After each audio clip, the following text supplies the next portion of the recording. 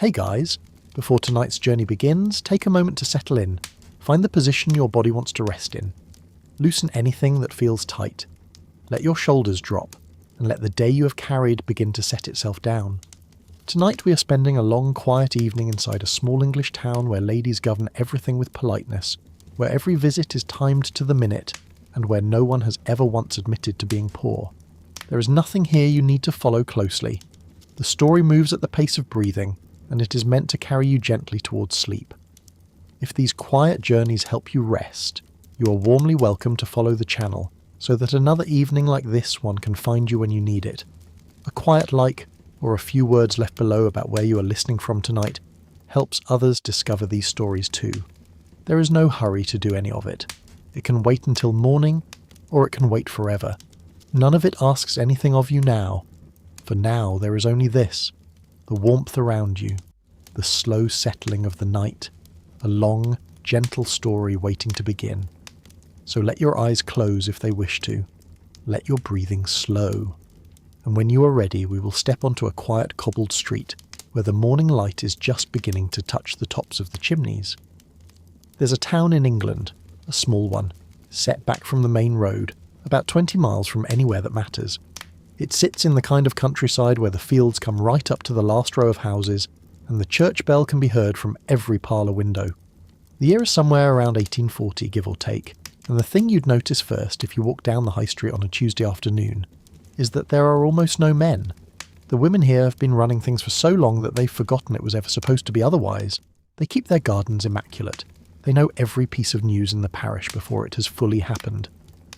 And they have built, over the course of many quiet years, a set of rules so elaborate, so layered, so perfectly understood by everyone who lives here, that no one has ever needed to write them down. There are rules about when you may visit and when you may not. Rules about how long you may stay, and what you are permitted to talk about while you're there. There are rules about what to wear, and what kind of hat signals what kind of occasion, and how many brooches is too many. Though the answer to that last one is less clear than you'd think. There are rules about money too, though the first and most important of those rules is that you must never, under any circumstances, mention it. Everyone is poor, no one says so, and the whole town moves forward on this quiet mutual agreement, like a clock that keeps time by politeness alone. We're going to spend tonight inside those rules, not studying them from the outside. That would make it feel like a lesson, and it isn't one. We're going to walk through the rooms where they're practiced. We're going to sit beside the women who keep them, and watch the small, careful movements of their hands as they pour tea into cups so thin you can see the light through them. We'll be there when a knock comes at the door and the scramble begins. The quick change of cap, the straightening of a collar, the practice smile arranged in the mirror before the visitor is shown upstairs. And somewhere underneath all of it, underneath the rules about calling hours and the anxious counting of candle lengths, and the particular way a lady holds her shawl when she's pretending not to be cold, there are real people, women who loved and lost and never spoke of it, women who were frightened of the dark but walked home through it anyway, in wooden shoes by lantern light, women who were so loyal to each other that they'd eat 3 slices of cake they didn't want, just to spare a friend the embarrassment of having served it. But that's all waiting for us. For now, there's only this, a quiet street, a row of neat front doors, and the sound of a clock striking 12, which means that calling hours have begun. The clock in Miss Constance Pemberton's parlour has just struck 12, and something shifts. It's nothing you'd notice if you weren't watching for it. A small tightening of the shoulders, a quiet setting down of knitting needles, a glance toward the window that lasts a beat longer than it should. Miss Constance doesn't rise from her chair. She doesn't cross the room or pull back the curtain, but she's listening now. The fire is low in the grate, kept deliberately modest. Too high would be wasteful, too low would look mean, and the room smells faintly of dried lavender from a sachet tucked inside the cushion she's leaning against. The curtains are half drawn, arranged just so, blocking the dull brick wall of the neighbour's stable on one side while letting in every pale leaf of the young poplar tree on the other. Everything in this room has been considered. Everything is in its place. And Miss Constance is listening for a knock, because 12 o'clock in the town of Wenbury is when calling begins. Not 11, not 12:30, 12. And if you're new here, If you've come from somewhere larger or looser or less particular about the way a Tuesday afternoon should unfold, then this is the first thing you'd need to learn. The hours between 12 and 3 belong to visiting. Everything before is private. Everything after is too late. And the rules that govern what happens inside those 3 hours are as precise, as carefully maintained, and as silently enforced as anything you'd find in a court of law. Though no one in Wenbury would ever be so coarse as to call them rules. They'd call them customs, or simply the way things are done. I keep thinking about what it must have felt like to live inside a system like that, where the knock at your door was never a surprise, because it could only come within a window so narrow that you'd spent the whole morning preparing for it. There's something almost restful about it if you sit with it long enough. You didn't have to wonder whether someone might drop by. You knew exactly when they would, and exactly how long they'd stay, and exactly what you were meant to talk about while they were there. The uncertainty that makes modern socialising so tiring. Will they come? Won't they? Should I text? Should I not? None of that existed. The clock did the worrying for you, but let's watch it happen. Let's stand here, just inside the parlour door, and see what Miss Constance does when the knock finally comes. She's been sitting in the blue chintz chair with her back to the light, wearing the cap with the yellow ribbons, the one she'd never wear if she expected visitors, because it's old and a little faded and belonged to her late sister Adelaide, and she's only wearing it now to use it up in private. The moment the knock sounds, she's on her feet. Not quickly, because Miss Constance doesn't do anything quickly, but with purpose. She disappears through the doorway and up the narrow stairs to her room, where the good cap, the one modelled after the Honourable Mrs. Thornley's, is waiting on the dresser. She puts it on. She checks herself in the glass, and then she comes back down, settled and composed, ready to receive.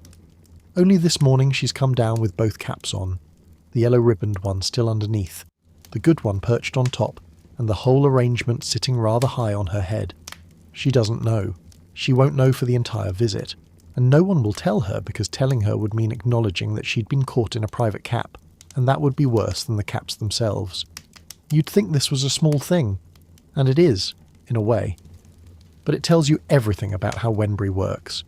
The private and the public are kept apart with a vigilance that borders on devotion. What you wear alone in your own parlour before 12 o'clock is sacred. What you present to the world after 12 is a performance, gentle, careful, and rehearsed so many times that it feels like nature. The woman who's come to call this morning is Miss Harriet Ashworth.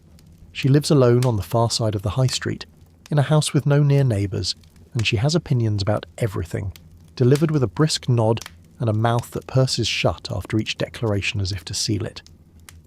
She and Miss Constance have been calling on each other for the better part of 30 years, and the visits follow the same shape every time. Sally, Miss Constance's sturdy young maid, opens the front door and shows Miss Harriet up the narrow staircase to the parlour, where Miss Constance is already standing. She'd have risen the moment she heard the knock, with her hands clasped lightly in front of her, and that particular expression of mild, welcoming surprise that all the women of Wenbury have perfected, as though she hadn't spent the entire morning expecting exactly this. Miss Harriet sits in the chair nearest the fire. She adjusts her shawl, folds her gloved hands on her lap and waits for tea to be offered, which it is, almost instantly. Miss Constance pours from the small brown teapot that lives on the side table. Not the good china, that's for evening parties, and they settle into the quiet, familiar choreography of a Wenbury visit. They talk about the weather, and whether the frost is finished for the year, and whether the new draper on the corner has anything worth looking at. They talk about whoever has most recently been seen doing something that Wenbury considers noteworthy, which is to say, anything at all. They don't talk about Miss Harriet's rheumatism, though Miss Constance has noticed her wincing as she sat down. They don't talk about money. They don't talk about loneliness. And then, after exactly a quarter of an hour, Miss Harriet sets down her teacup, thanks her hostess, and leaves. The whole visit has the precision of a minuet, every step known in advance, every pause in the right place, every silence exactly the right length. A quarter of an hour. That's the rule, though again, no one calls it that. 15 minutes. No more. And the way you keep track of it is not by looking at your watch, because pulling out a watch in someone's parlour would be unforgivably rude. You keep track of it in your head. You think about the time while you're talking, and you don't allow yourself to forget it in conversation. I find something strangely touching about that. The idea of two women sitting across from each other, both genuinely fond of each other, both perfectly happy in each other's company, and both silently counting the minutes. Not because they want the visit to end, but because the rules say it must, and the rules are older than either of them, and neither would dream of breaking what neither has ever questioned. There's a kind of discipline in it that we've completely lost. We stay too long now. We overshare. We mistake endlessness for warmth. These women understood that a visit, like a good candle, burns best when it's measured, and there's another layer beneath the counting. The subjects you choose to speak about must be small enough to fit inside those 15 minutes without leaving anything unfinished. No absorbing topics. Nothing that would tempt you to lean forward and lose track of time. The weather is safe. The sermon last Sunday is safe.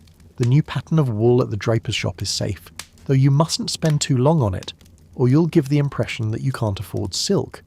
What you must never discuss is money or sickness or death or anything that might cause a silence too heavy to break within the remaining minutes. Small talk in Wenbury isn't laziness, it's engineering. Every sentence is designed to fill time without creating weight. But now imagine the other side of this, the side you don't see unless you've been here long enough. Imagine you've received a call. It's Tuesday. Miss Harriet came at 12:15 and left at past, exactly as she should. What happens next is just as prescribed. You must return the call within 3 days. Not 4, not a week from now when it's more convenient. 3 days. And when you do, you must stay for no more than 15 minutes, and you must talk about the same weightless, careful things, and you must leave before the conversation has a chance to settle into anything deeper. And before the visit itself, there's a step that comes even earlier, one you might miss entirely if you weren't paying attention.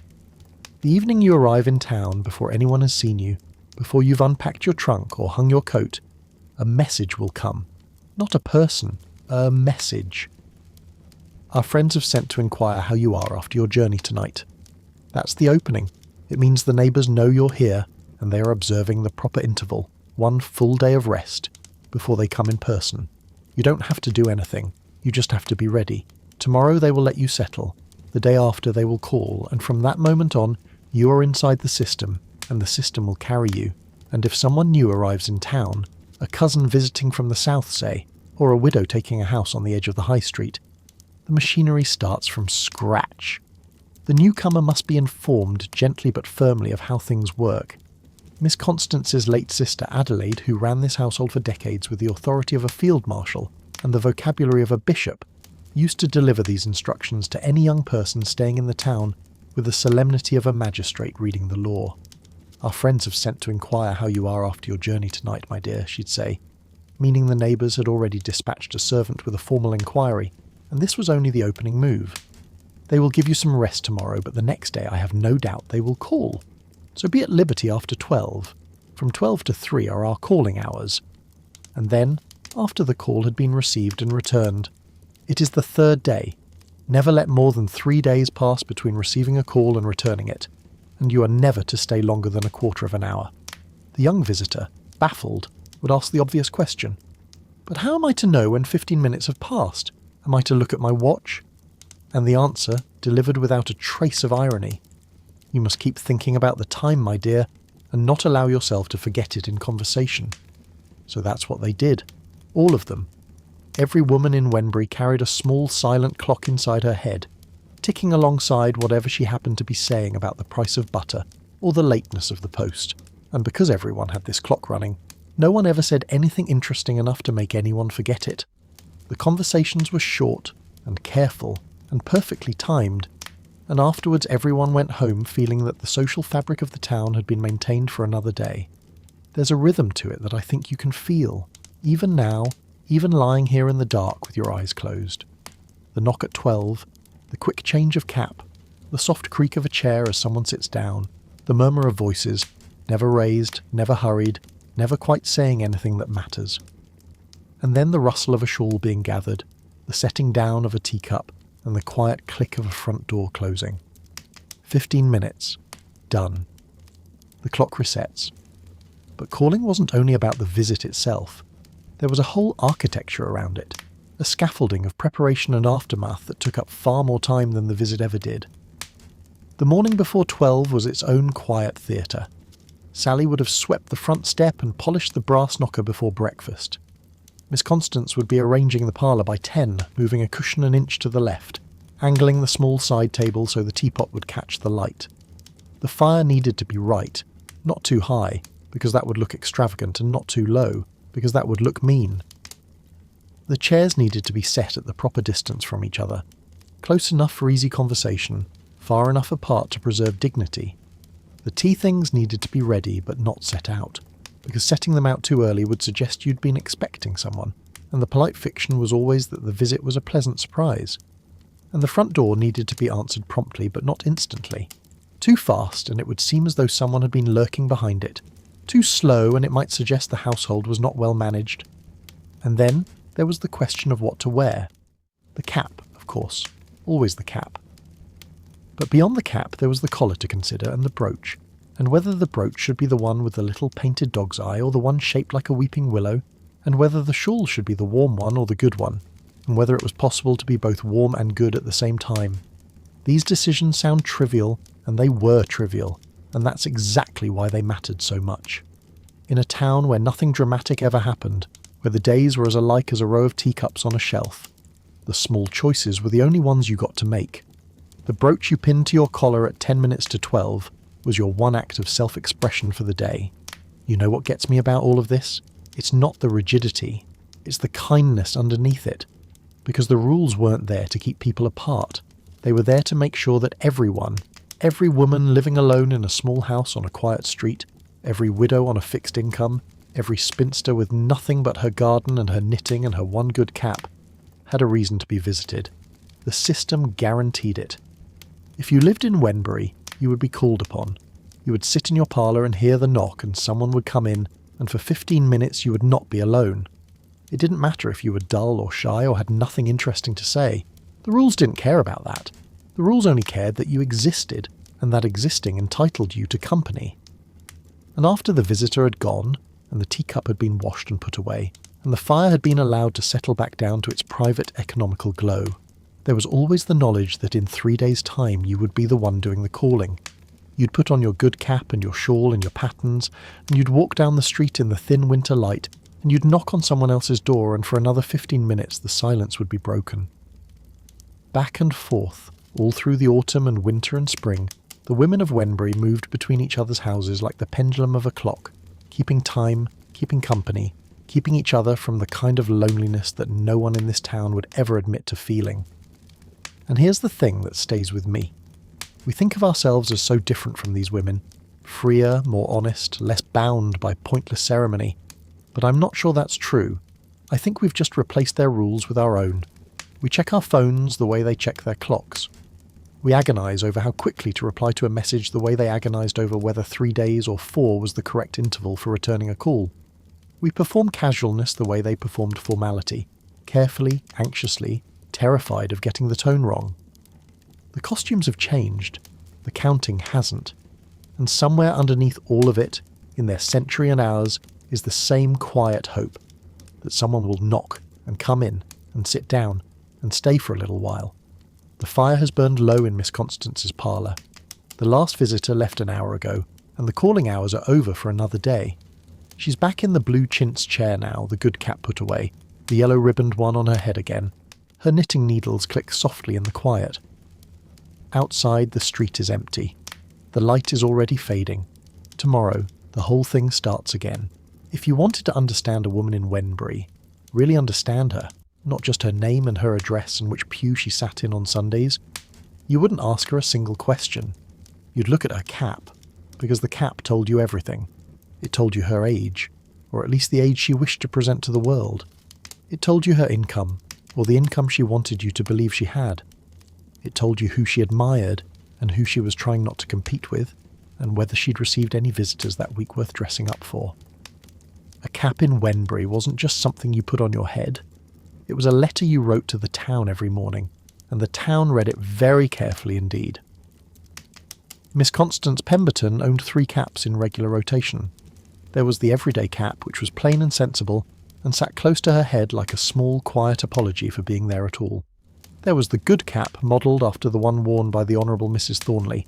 Not copied exactly, because that would be presumptuous, but close enough to suggest awareness of what the best people were wearing. And there was the yellow-ribboned cap that had belonged to her late sister Adelaide, which Miss Constance wore only in private, only before 12 o'clock, and only because she couldn't bear to throw it away. She was wearing it out. That was the phrase she used. Wearing it out, as though a cap were a debt to be settled, a duty owed to the person who'd once worn it, and the only honest way to discharge that duty was to put it on your own head, day after day, in the quiet hours when no one was looking, until the ribbons faded and the lace softened and the whole thing finally gave up and fell apart. The choosing of a cap, on any morning when a visit or a party was expected, was not something Miss Constance rushed. She'd stand at her dresser, spectacles slightly crooked, holding one cap in each hand, turning them toward the window to see how the light caught the trimming. Was this the right occasion for the lace edge or the plain? Did the ribbon match the collar she'd already chosen? Or would she need to change the collar too? And the brooch, was it to be the small jet one that went with everything, or the larger cameo that Adelaide had always said was too much for daytime? Each decision led to another and another, until the simple act of getting dressed had consumed the better part of an hour and left Miss Constance slightly flushed, and no more certain than when she'd started. But she'd never have skipped it. The choosing was part of the ritual. The ritual was part of being who she was. I keep coming back to that. The idea that wearing an old cap was a form of mourning. Not the grand public kind with black crepe and sealed letters. The private kind. The kind where you sit in a cold parlour in your dead sister's cap and knit, and no one knows what you're doing except you, and that's enough. But that was the private cap. The public cap was a different creature entirely. When word spread through Wenbury that the Honourable Mrs. Thornley's sister-in-law, Lady Fenwick, was coming to stay, a real baroness, a genuine titled lady, even if her late husband had never actually sat in the House of Lords, the first thing that happened wasn't a flurry of invitations or a cleaning of parlours. The first thing that happened was that every woman in town went to see about a new cap. Miss Harriet Ashworth admitted later, with considerable irritation, that she'd ordered one the very morning she heard the news, and had then been told by Mrs. Thornley herself that they needn't bother calling on her ladyship at all. And I'd already paid for the muslin, she said, her mouth set in a line so thin you could have threaded a needle with it. Miss Constance, gentler in her disappointment, simply folded the new cap into a drawer and said nothing. But even she, I think, felt the sting. A new cap with nowhere to go is a small sadness, the kind no one talks about but everyone understands. The caps were the one place where the women of Wenbury allowed themselves to spend. The gowns could be old, the shawls could be mended, the collars could be white and plain and washed so many times they'd gone translucent at the edges. But the cap had to be right. It had to be new, or at least new enough to pass, and it had to sit well, and it had to say, without words, that the woman beneath it was respectable and comfortable, and not at all worried about the cost of candles. This was the great unspoken bargain of Wenbury fashion. You invested everything above the neck and nothing below it. Heads were dressed for the public, bodies were dressed for endurance, and the overall effect, if you saw a group of Wenbury ladies walking to church on a Sunday morning, was of a row of very fine hats moving slowly through the air, supported by gowns that had seen better decades. Miss Harriet Ashworth took this to its furthest extreme. She was a woman of strong opinions and limited wardrobe, but she compensated with brooches. She owned more brooches than anyone in Wenbury, more possibly than anyone in the county, and she wore them all at once.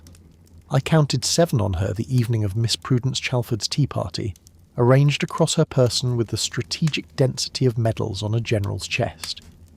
2 were pinned to her cap, one a butterfly made of Scotch pebbles, which, in a certain light, almost looked alive, and the other a small oval miniature of a lady who may or may not have been a relative.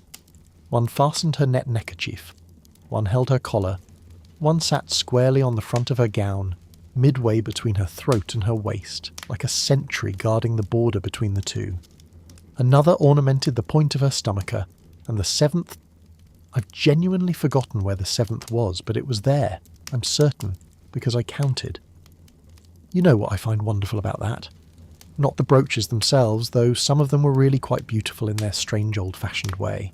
The ones with tiny paintings inside, executed in colours so fine you'd need a magnifying glass to see them properly. The ones made of woven hair, dark and glossy, curled into patterns as intricate as embroidery. Memorials to people long dead now carried on the living breast of a woman who'd never dream of leaving them in a box.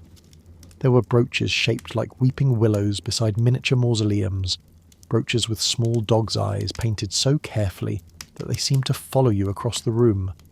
Brooches that were really little picture frames, holding inside them the faces of ladies and gentlemen who smiled out from their nests of stiff muslin as sweetly as if they'd sat for the portrait only that morning, though the muslin had yellowed and the smiles belonged to another century.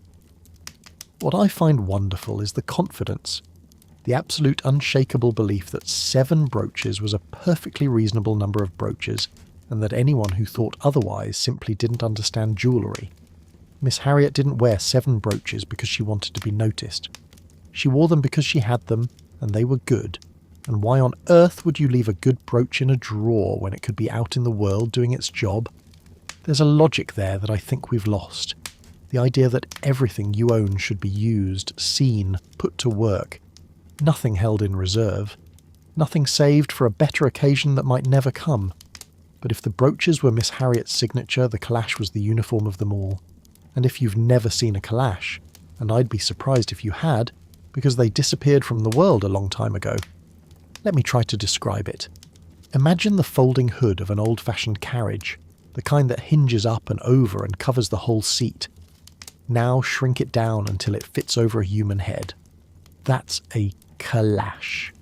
It was a large, stiff, hinged covering made of silk stretched over hoops of whalebone or cane, and it folded down flat when not in use, and sprang up over the cap when the weather required it, enclosing the wearer's head in a kind of personal tunnel.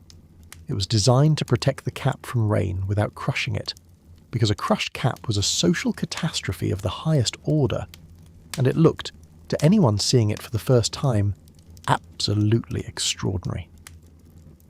Picture 3 or 4 ladies in calashes walking down a quiet street in the late afternoon light, their heads enclosed in these dark silk hoods, their faces peering out from inside like passengers looking through the windows of very small, very slow-moving carriages. The children in the street used to stop and stare. They couldn't help it. Some stood in a wondering, open-mouthed silence, clutching whatever they'd been playing with, watching the dark shapes pass. The calashes were just too strange, too large, too unlike anything else in the ordinary world of Wenbury, where everything was small and measured and understated. But the ladies themselves saw nothing remarkable about it. They'd been wearing calashes since they were young, and their mothers had worn them before that, and the idea that a woman might walk to a tea party in the rain without one was as unthinkable as the idea that she might walk there without shoes. And there's something I love about the way they move through the town in those things. Unhurried, unbothered, completely enclosed in their own small worlds. The calash blocked the wind and the rain, and most of the peripheral vision, so each woman saw only the narrow strip of street directly in front of her, and heard only the clatter of her own patterns on the cobblestones, and felt only the gentle sway of the silk hood above her head. It must have been like walking inside a very quiet, very dark tent. Almost meditative, really, if you didn't think too hard about how it looked. The world narrowing down to just the next few feet of pavement, the smell of damp silk close around your face, the faint creak of the whalebone hoops as you turned your head. I think there are worse ways to move through the world than that. Sealed off, sheltered, carrying your own small roof wherever you go. Miss Prudence Chalford, the retired milliner, had a particular relationship with dress that set her apart from the rest of Wenbury. She and her late sister had once run a small, highly selective shop in the High Street, a milliner's shop that sold caps and ribbons only to ladies of proper pedigree, and politely turned away anyone whose family they didn't recognise. When the sister died and Miss Prudence retired, she shut up shop and began wearing the stock. All of it. Year after year she appeared in public in bonnets and ribbons and trimmings that had once sat in her shop window, each one a little more outdated than the last, each one worn with the serene confidence of a woman who had spent her whole life knowing exactly what looked good. On anyone else, a bonnet 6 years out of fashion would have been embarrassing. On Miss Prudence, it was simply part of the landscape, familiar, comfortable, and so thoroughly Wenbury that it would have looked wrong if she'd changed. There's a quiet defiance in that if you think about it. These women weren't keeping up with fashion. They weren't trying to. They'd made their peace with that a long time ago. And they'd done it with a phrase that became a kind of motto, passed between them so often that it had the weight of scripture. What does it signify how we dress here in Wenbury, where everybody knows us? That was the argument for staying as they were. And if they went from home, to Brampton, say, or to a cousin's house in the country, the reasoning reversed itself with perfect logic. What does it signify how we dress here, where nobody knows us? Either way, the conclusion was the same. It didn't signify. It didn't matter. And so the gowns stayed on until they wore out, and the caps stayed on until something better came along, which might be years, which might be never. The materials were good, mind you. Plain, but good. These were not women who bought cheap things. They bought solid, honest fabrics, sensible wools, clean cottons, silks that would last. And then they wore them until the last possible thread gave way. The last tight petticoat in England, the very last one, could still be seen on the streets of Wenbury long after the rest of the country had moved on. And the woman who wore it walked past without a smile, because she didn't know it was the last one, and wouldn't have cared if she had. Once, a phrase had been coined to describe the way the women of Wenbury presented themselves, and the phrase had stuck, and everyone repeated it with a quiet satisfaction that bordered on pride. Chaste elegance and propriety, that was their style. Not fashionable, not daring, not modern, chaste and elegant and proper. And if you didn't understand the difference between that and merely being behind the times, then you didn't understand Wenbury. There's something about that I can't quite let go of.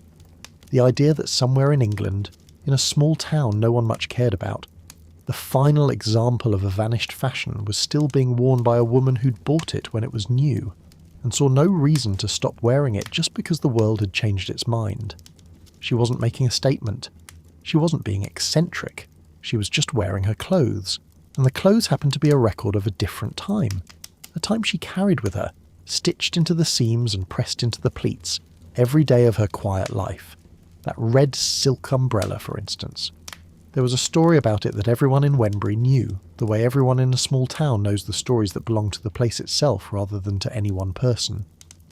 It had once belonged to a large family, a father and a whole troop of small ones, and he'd carried it over them all on rainy Sundays, a bright red canopy bobbing along above the grey street, visible from every window on the high street.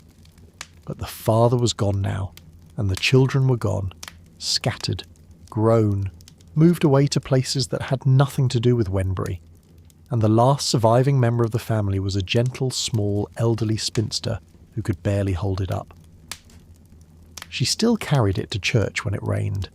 She had to use both hands. It was enormous, far too large for one person, and it had been the first red silk umbrella anyone in Wenbury had ever seen.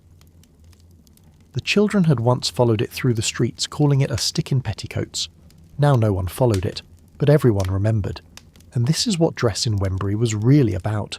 Underneath the caps and the brooches and the calashes and the rules about what to wear and when, it was about continuity, about carrying things forward. The cap your sister wore, the umbrella your father carried, the gown you'd had since before the old queen came to the throne. Every garment was a connection to something, a person, a time, a version of yourself that no longer existed except in the fabric you put on each morning. The women of Wenbury didn't dress for the future.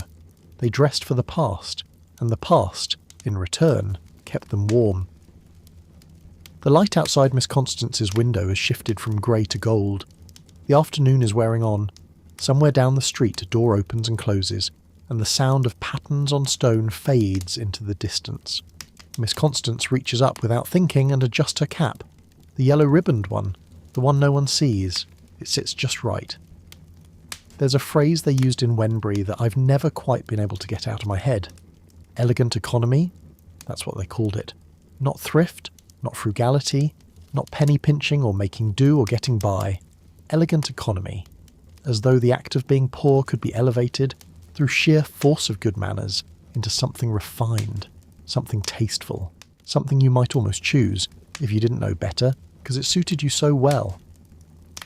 And the truth is, Most of the women of Wembury were poor, not desperately poor, not hungry, not cold, not without a roof, but quietly, persistently, unshakably poor in the way that genteel women of that time could be, when there was no husband's income and no family fortune, and no profession a lady could respectably pursue, and the small fixed sum that came in each quarter was all there was and all there ever would be.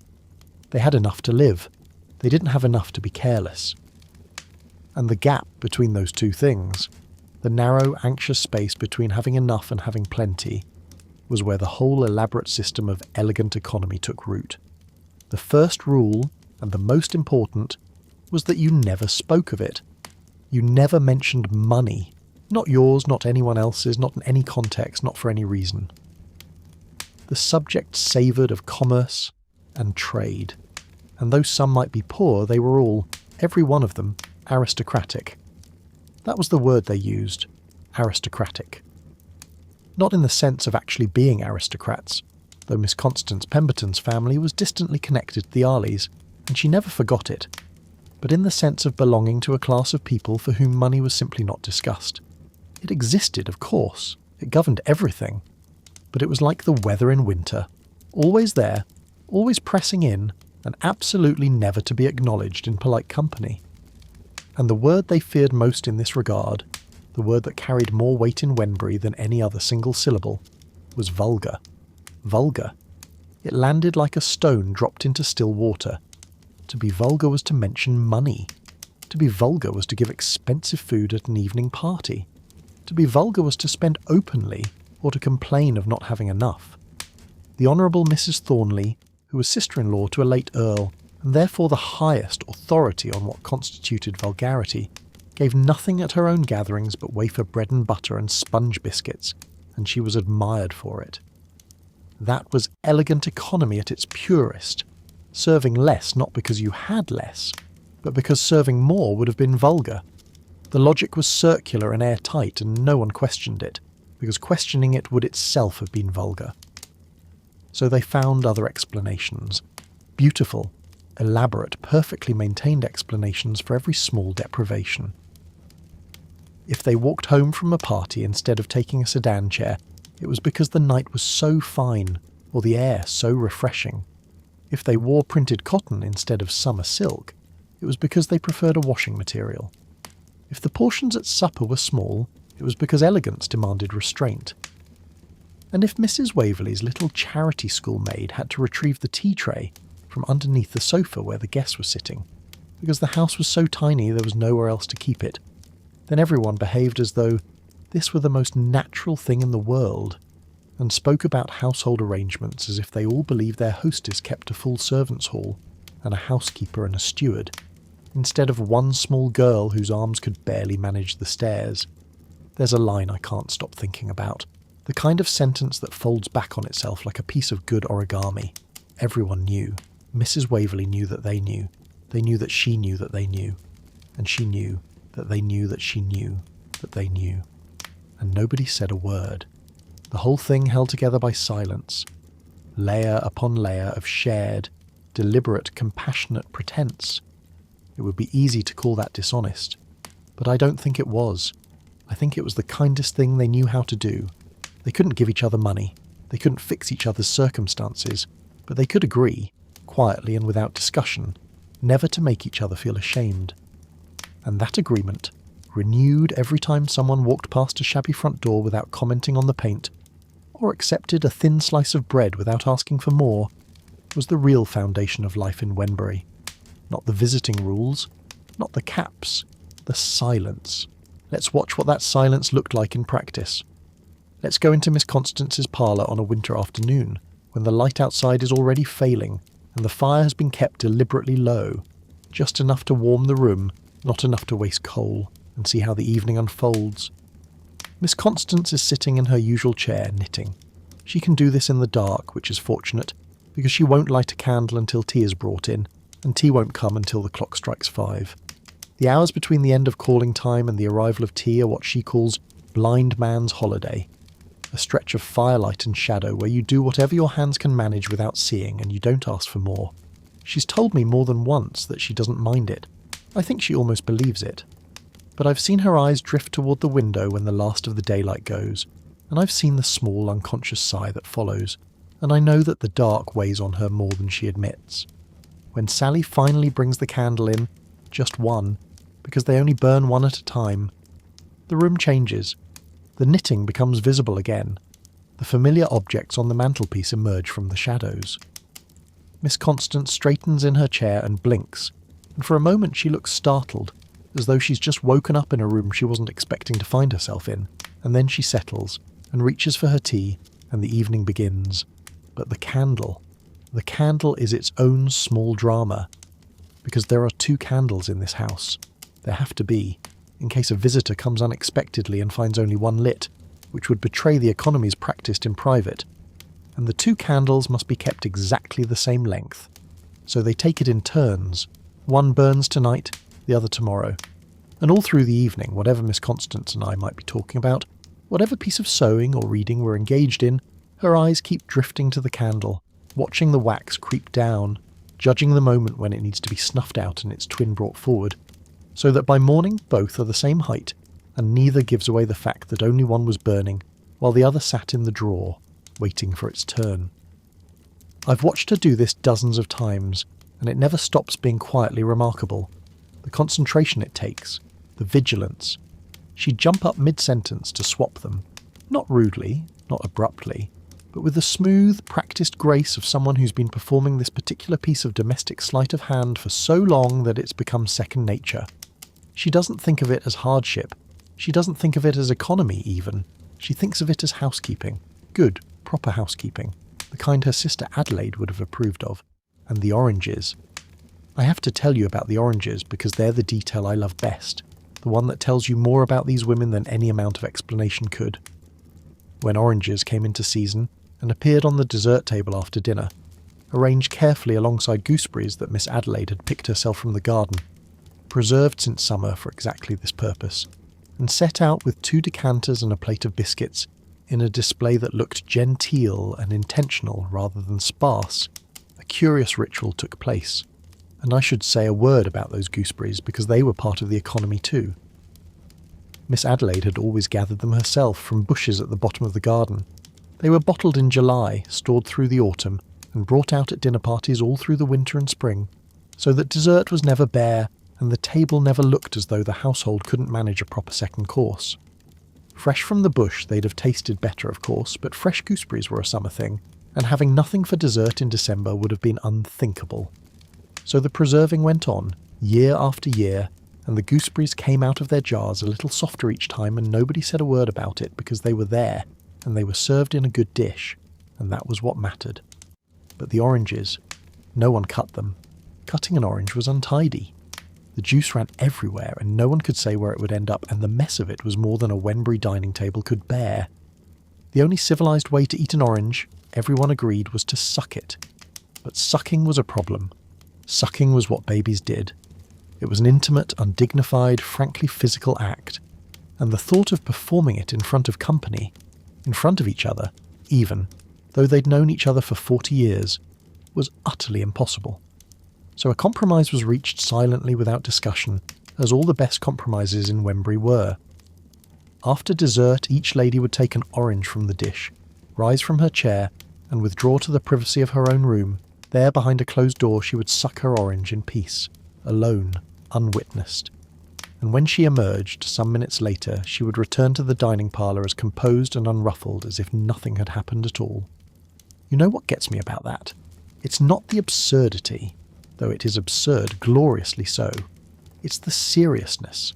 They meant it, every one of them. The dignity of not being seen eating an orange in an undignified manner was to these women a matter of genuine importance. And I think, lying here in the dark, that there's something almost admirable about that. About caring so much about the small things that you'd rather eat a piece of fruit alone in a cold bedroom than risk being seen doing it improperly. We don't care enough about anything to be that particular. We eat on the street, on the train, standing up in kitchens, holding our phones in one hand and our food in the other. We've traded dignity for convenience, and most of the time we don't even notice the exchange. These women noticed. They noticed everything. And the wine. The wine tells a different part of the story. the part about time and patience and the extraordinary lengths to which a household would go to maintain appearances over months and even years. The decanters in Miss Constance's dining room were only filled when there was a party. Between parties the wine sat. Weeks passed. Months. The decanters stood on the sideboard, half full or less, waiting for the next occasion that would justify opening a new bottle. And when that occasion finally came, perhaps 5 months later, perhaps 6, the state of the remaining wine would be examined in a kind of family council. Was it still drinkable? Could it be added to the new? Should the dregs be given to the poor? These were serious questions, debated with the gravity you'd bring to a matter of estate planning, and the answer was usually some combination of all three, a little saved, a little mixed, a little given away, so that nothing was wasted and nothing was drunk that shouldn't have been. Every day after dinner, 2 wine glasses were set out for Miss Constance and her companion. 2 glasses side by side filled from whatever remained in the decanter. They drank their wine slowly in small sips, and the ritual of it, the pouring, the sipping, the quiet conversation that accompanied it, was as much a part of the evening as the fire or the candle. It didn't matter that the wine was old or thin or faintly turned. It was wine.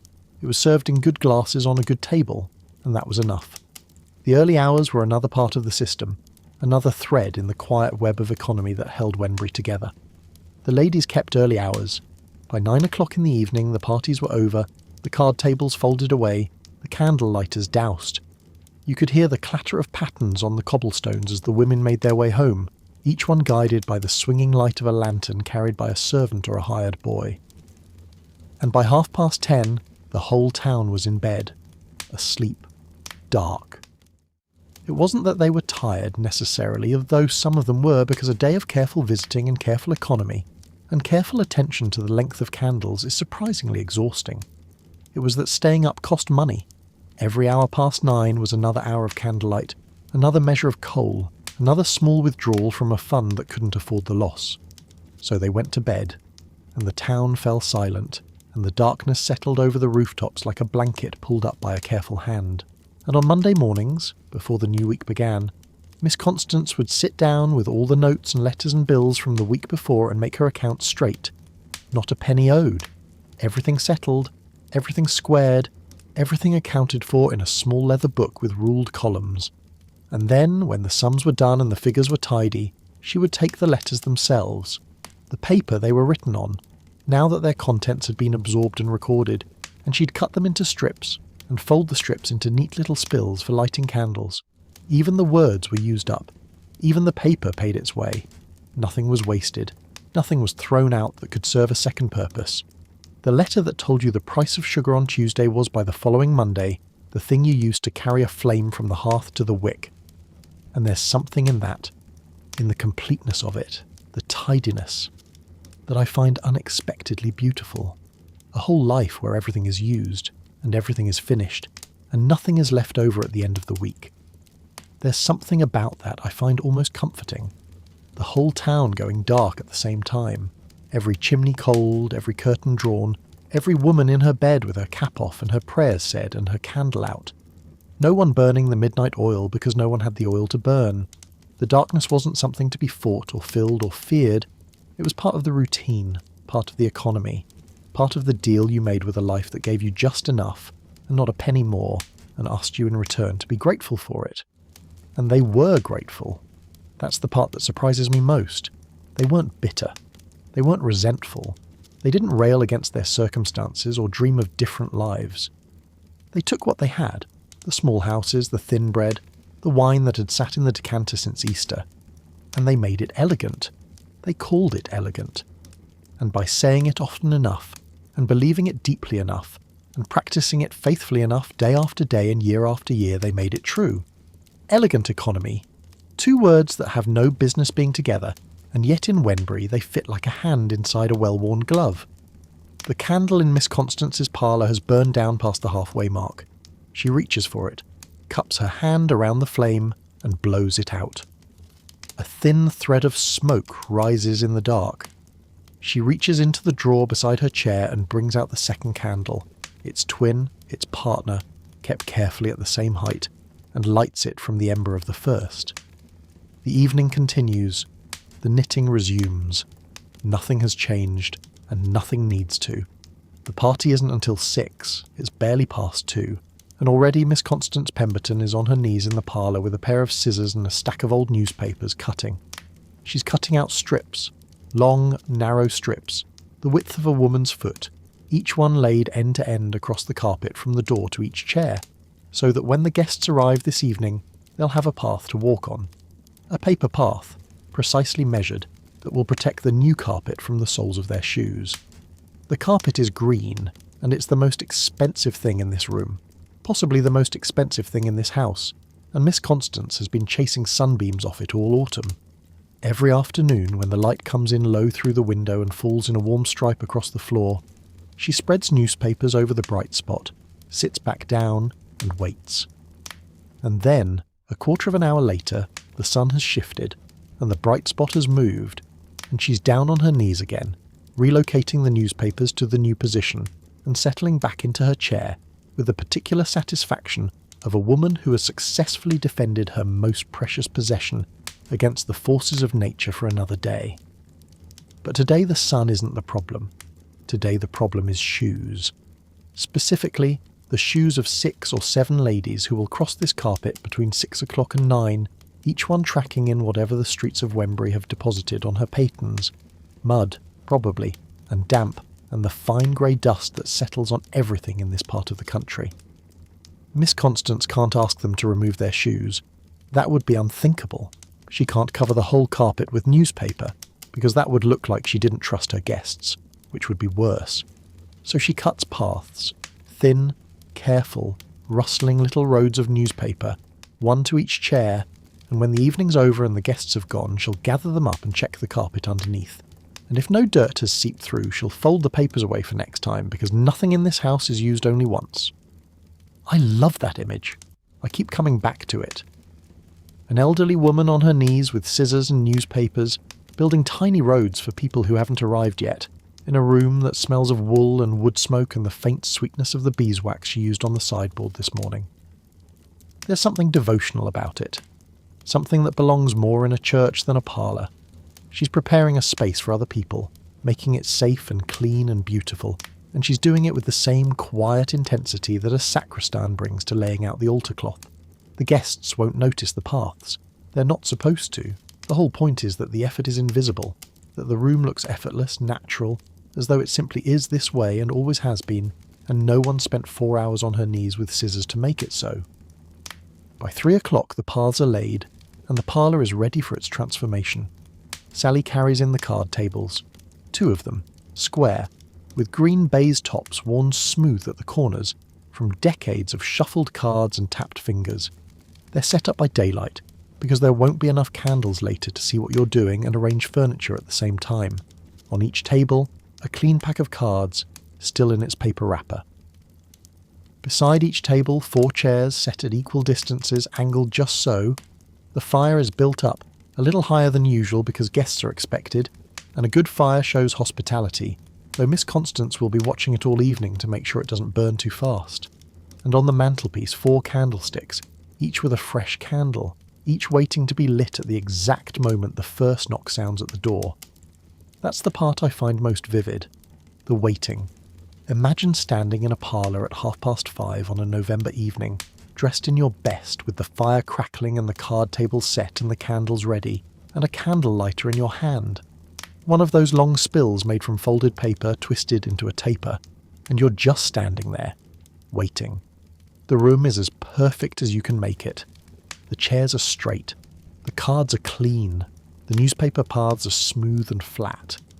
Everything is in its place, and now there's nothing to do but wait for the knock, and when it comes, to dart.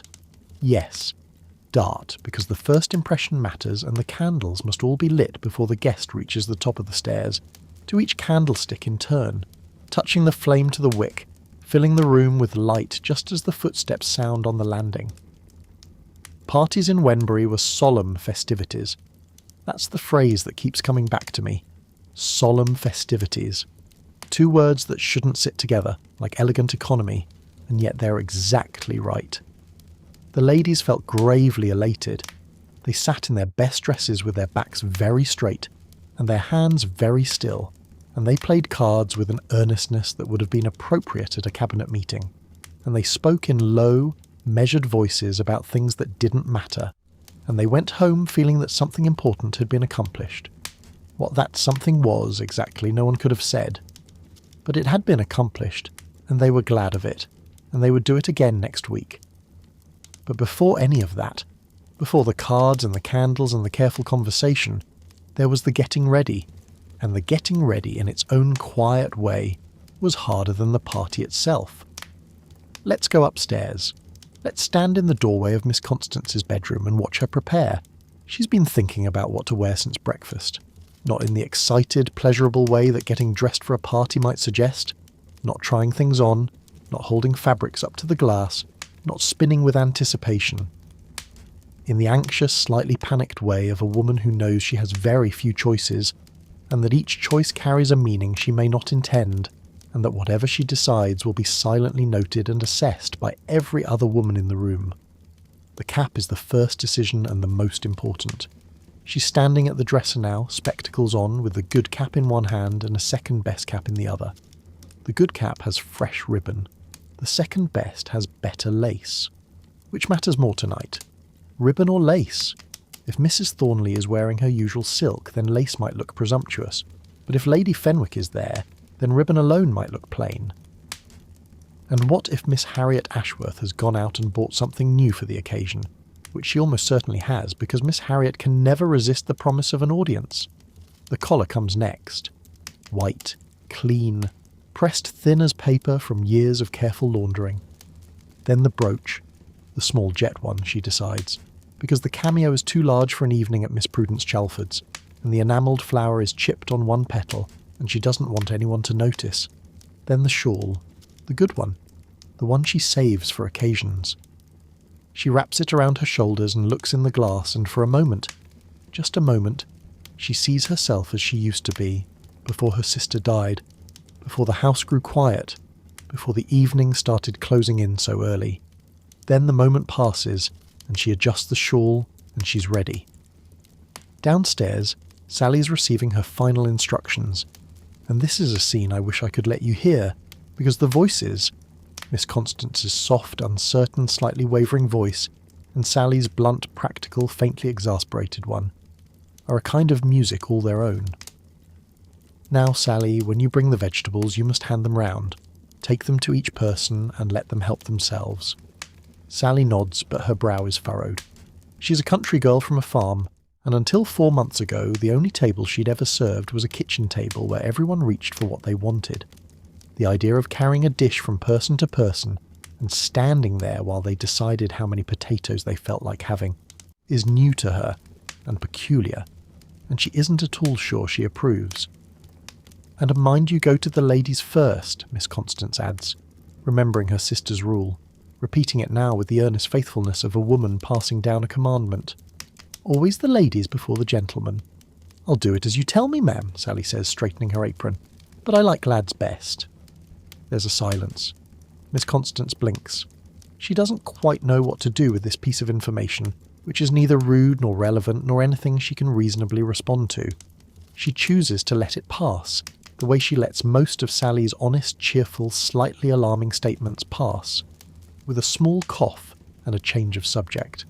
The truth is, Sally is the fourth maid Miss Constance has had since her sister died, and the management of servants has never been her strength. Adelaide had been magnificent at it. Firm, clear, consistent, the kind of mistress who could train a raw girl into a proper housemaid in a week. Under Adelaide's direction, the meals came on time, the rooms were aired, the fires were laid, and the household ran with the precision of a good clock. Miss Constance, left alone, found that the clock kept stopping. She couldn't bring herself to give a firm order. She'd suggest, and hint, and hope, and then quietly do the thing herself when the hint went unnoticed. Sally, who was sharp enough to see this and fond enough of her mistress not to exploit it too badly, had a way of turning Miss Constance round and round on even the simplest decisions. What to cook for dinner, whether to sweep the step today or tomorrow, which curtain to draw first, until the poor woman was so bewildered she'd agree to whatever Sally had wanted in the first place. But tonight, with guests coming, Miss Constance had summoned her sister's ghost and spoken with something almost like authority, and Sally had listened, and the household had moved forward, and that was enough. And this is what I find so touching about the whole business of preparation. It's not a performance for strangers. These women know each other. They've known each other for 30 years, 40 years, their whole lives. They know each other's caps and each other's brooches and each other's particular way of sitting down. They know who snores at the card table and who cheats at preference and who puts too much sugar in her tea. And yet they prepare for each other's company as carefully, as anxiously, as thoroughly as if they were meeting for the first time. Because the preparation isn't about impressing anyone. It's about respect. It's about saying, with newspaper paths and fresh candles and a clean pack of cards, that your company matters to me and I have taken trouble for you. And this evening is not just another evening but an occasion. Small, quiet, unremarkable to the outside world, but an occasion nonetheless. There's something there that I think we've lost, or at least misplaced. We're so casual now. We invite people over and apologise for the mess, as though the mess were a badge of authenticity, proof that we're too busy and too real to care about appearances. And maybe that's true, but I think Miss Constance would have been puzzled by it. Not offended, she was never offended by anything, but puzzled. Why would you invite someone into your home and not make it ready for them? Why would you not cut paths across the carpet? Why would you not light all the candles at once? The effort was the point. The effort was the message. And the message was, you are welcome here, and I have been thinking about your arrival all day. By 5 o'clock the light outside is almost gone. The November dark comes in early and completely, pressing against the windows like something solid, and you can feel the temperature drop as the last grey daylight disappears. The street outside is empty. No one walks in Wenbury after dark unless they have to, and even then they carry a lantern. And the only sounds are the distant bark of a dog and the faint creak of a shop sign swinging in the wind. Inside, the parlour glows, the fire is steady, the card tables are set, the newspaper paths lie flat and white across the green carpet, leading from the door to each chair like the aisles of a very small, very quiet cathedral. Sally has been given her last instruction and sent to the kitchen, where she'll wait for the knock and then count to 10, not too fast, not too slow, before opening the door. Miss Constance is standing by the mantelpiece with a candle lighter in her hand, wearing her good cap and her clean collar and her small jet brooch, and she's looking at the room she's spent all day preparing with an expression that's half satisfaction and half dread, because the room is perfect and now the only thing left to worry about is whether she herself will be equal to it. The clock ticks, the fire shifts and settles, a coal drops in the grate with a soft sound, and a small shower of sparks goes up the chimney. Miss Constance adjusts her shawl, smooths her skirt, touches the brooch at her collar to make sure it's straight. These are the gestures of a woman who has nothing left to do and can't quite stop doing things. The fidgeting of readiness, the body's way of staying alert when the mind has run out of preparations to make. And then, in the quiet, the particular, held-breath quiet of a house that's waiting for something to begin. A knock, 3 taps, firm, deliberate, evenly spaced. A caller's knock. Miss Constance takes a breath. She touches the candle lighter to the fire and the tip catches, and she moves from candlestick to candlestick, left to right, quickly, steadily, the small flame jumping from wick to wick, and the room brightens around her, one circle of light at a time, until the whole parlour is glowing and warm and ready. She sets the candle lighter down. She folds her hands. She arranges her face into the mild, composed, faintly surprised expression that Wenbury requires of a hostess who has been expecting guests all day but must appear as though she hadn't. The door opens downstairs, voices in the hallway, the rustle of a shawl being removed, the creak of a stair. Footsteps on the landing, careful and slow, someone navigating the narrow passage in their best shoes, one hand on the banister, the other holding a small reticule or perhaps a pair of spectacles or perhaps nothing at all, just hovering in the air the way hands do when they're not sure where they belong. And then they're here. Miss Harriet Ashworth, naturally, first through the door, brooches gleaming, mouth already pursed around the first remark of the evening. Mrs. Waverley behind her, gentle and slightly out of breath from the stairs. Miss Prudence Chalford arriving last at her own party, because that's how it works at her house, The guests go up while the hostess finishes fussing in the kitchen and then appears calm and serene, as if she'd been sitting there all along. They settle into their chairs. The newspaper paths crinkle softly underfoot, and no one looks down, and no one mentions them. The cards are unwrapped, the fire burns, and the evening, which has been waiting all day to begin, finally does. Miss Constance's hands are steady now. The anxiety of preparation has been replaced by something quieter. The deep, familiar comfort of a ritual carried out exactly as it should be. She picks up her cards.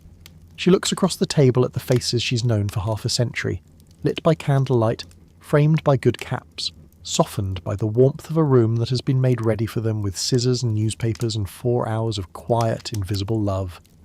The first hand is dealt. The evening settles in. The door of Miss Prudence Chalford's house is very narrow. It wasn't designed for calashes. It wasn't designed, in truth, for much more than one person at a time, and even that one person had to turn slightly sideways if she was wearing a shawl of any substance. So when 3 calashed ladies arrived at once on that particular spring evening, the lights stretching out long and golden behind them, the street still warm from the day, there was a brief, polite, entirely silent negotiation at the threshold. Who would go first? Who would yield? The answer, of course, was determined by rank, and rank in Wembury was a matter so well understood that it didn't need to be discussed, only performed. Mrs. Waverley, as the daughter and widow of military officers, went in first. Miss Constance followed, and Miss Harriet Ashworth, who was nobody's daughter of particular importance, but who would have been offended to go last if she hadn't been so busy looking at the doorframe and calculating whether her calash would fit through it, came third. Inside, the narrow lobby was dark and smelled of furniture polish, and led to a small room on the ground floor that had once been Miss Prudence's shop, the Little Milliner's, where she and her late sister had sold caps and ribbons to ladies of proper pedigree, and politely turned away anyone without one. The shop was closed now, long closed, but the room remained, and tonight it had been pressed into service as a dressing room.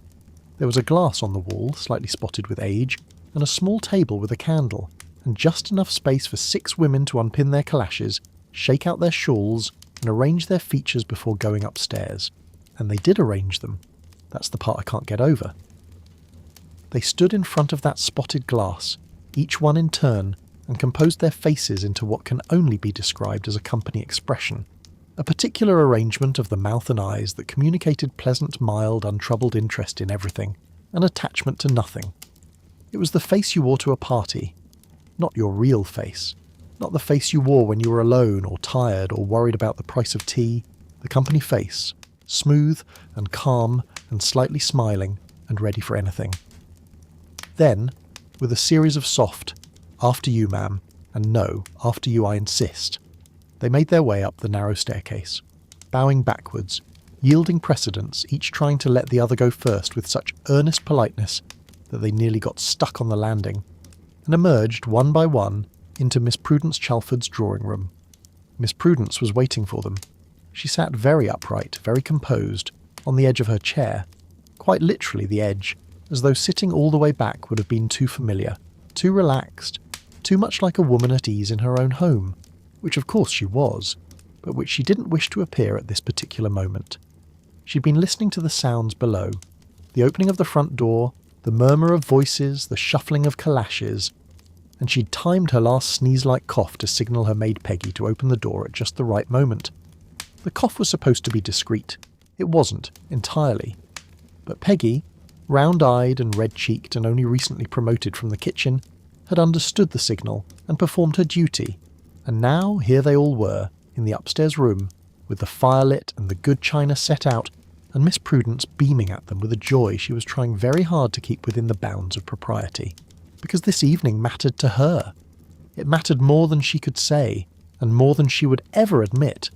Miss Prudence Chalford had spent her working life behind a counter, measuring ribbon and advising ladies on the width of their cap borders. And though she'd done it with taste and discretion, and a loyalty to her betters that never wavered, she'd always known which side of the counter she stood on. She was not a lady, she was a tradeswoman. And the gap between those two things, invisible to anyone from outside Wembury, but as real and as fixed as the walls of the houses, had shaped her whole life.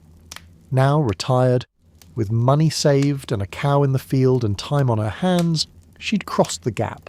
She gave parties. She was called upon. She sat at the same card table as the rector's daughter and the widow of an officer and the honourable sister-in-law of an earl. And every time it happened, every time the door opened and the clashes came in and the ladies settled into their chairs, she felt the same quiet, private, almost unbearable happiness. She'd made it. She was here. And she wanted, more than anything, for the evening to go well. The tea things were brought in by Peggy, who tottered under the weight of the tray with the unsteady determination of someone carrying something precious across a river. Miss Prudence watched her with barely concealed anxiety, not about the tea, but about Peggy herself. In their daily life, Peggy and her mistress talked freely, easily, the way people do when they've lived in the same small house for years and there's no one else to talk to. Peggy knew things. She had opinions. She had confidences she was dying to share. And Miss Prudence, who in private would have listened to every one of them, was now terrified that Peggy would lean in and whisper something familiar, some kitchen gossip, some household observation, in front of the company. She kept turning away from Peggy's attempts to catch her eye, redirecting her attention to the guests with a slightly rigid smile, and when Peggy tried to sidle close and murmur something about the milk jug, Miss Prudence seized on an inspiration. "Poor, sweet Bruno!" she exclaimed, bending toward Mrs. Thornley's small, fat dog, who was snoring gently by the fire. "I'm forgetting him. Come downstairs with me, poor little fellow, and he shall have his tea, he shall."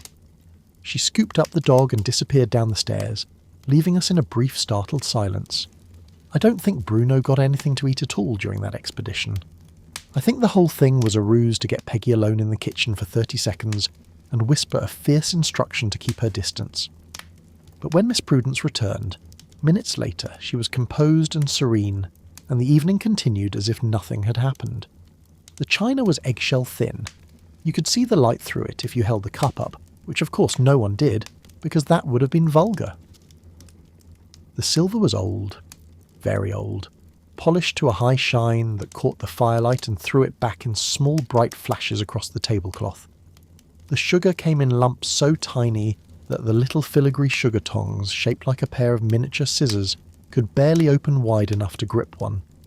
I tried at one point to seize 2 lumps at once, hoping to avoid the embarrassment of reaching back to the sugar basin too many times, and they slipped from the tongs with a sharp little clatter that sounded in the quiet room like a rebuke. And there were 2 jugs on the tray, one small, one large. The small one held cream, the large one held milk. Mrs. Thornley's dog, Bruno, sat up the moment the tray appeared, begging with the shameless directness that animals are allowed and humans are not, and Mrs. Thornley, with a smile that suggested she expected us all to find this charming, mixed a saucerful of tea with the cream and set it down for him. The cream went to the dog, the milk went to us. I noticed Miss Harriet watching this transaction with the expression of a woman composing a remark she would deliver later, in private to maximum effect. And the food was sparse. Wafer thin bread and butter, cut into neat triangles, sponge biscuits, dry and light, and barely there. This was expected. This was correct. At a Wembury tea table, the less you served, the more refined you were considered to be. And Miss Prudence, who had learned the ways of gentility from a lifetime of observing them from the other side of a counter, understood this perfectly. She served little, and served it well, and nobody wanted for anything except, perhaps, more bread. I watched Mrs. Thornley eating seed cake, slowly, considerately, with the ponderous deliberation of a woman who treated eating as she treated everything else, as an activity that should not be hurried and did not require enthusiasm. She ate 3 large pieces. This was notable because she had told us, at her own last party, that she never had seed cake in her house, as it reminded her too much of scented soap. But tonight, at someone else's table, she was willing to make the sacrifice.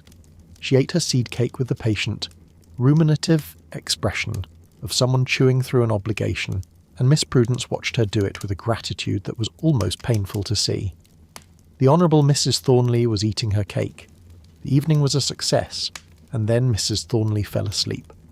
It happened gradually. the way weather changes.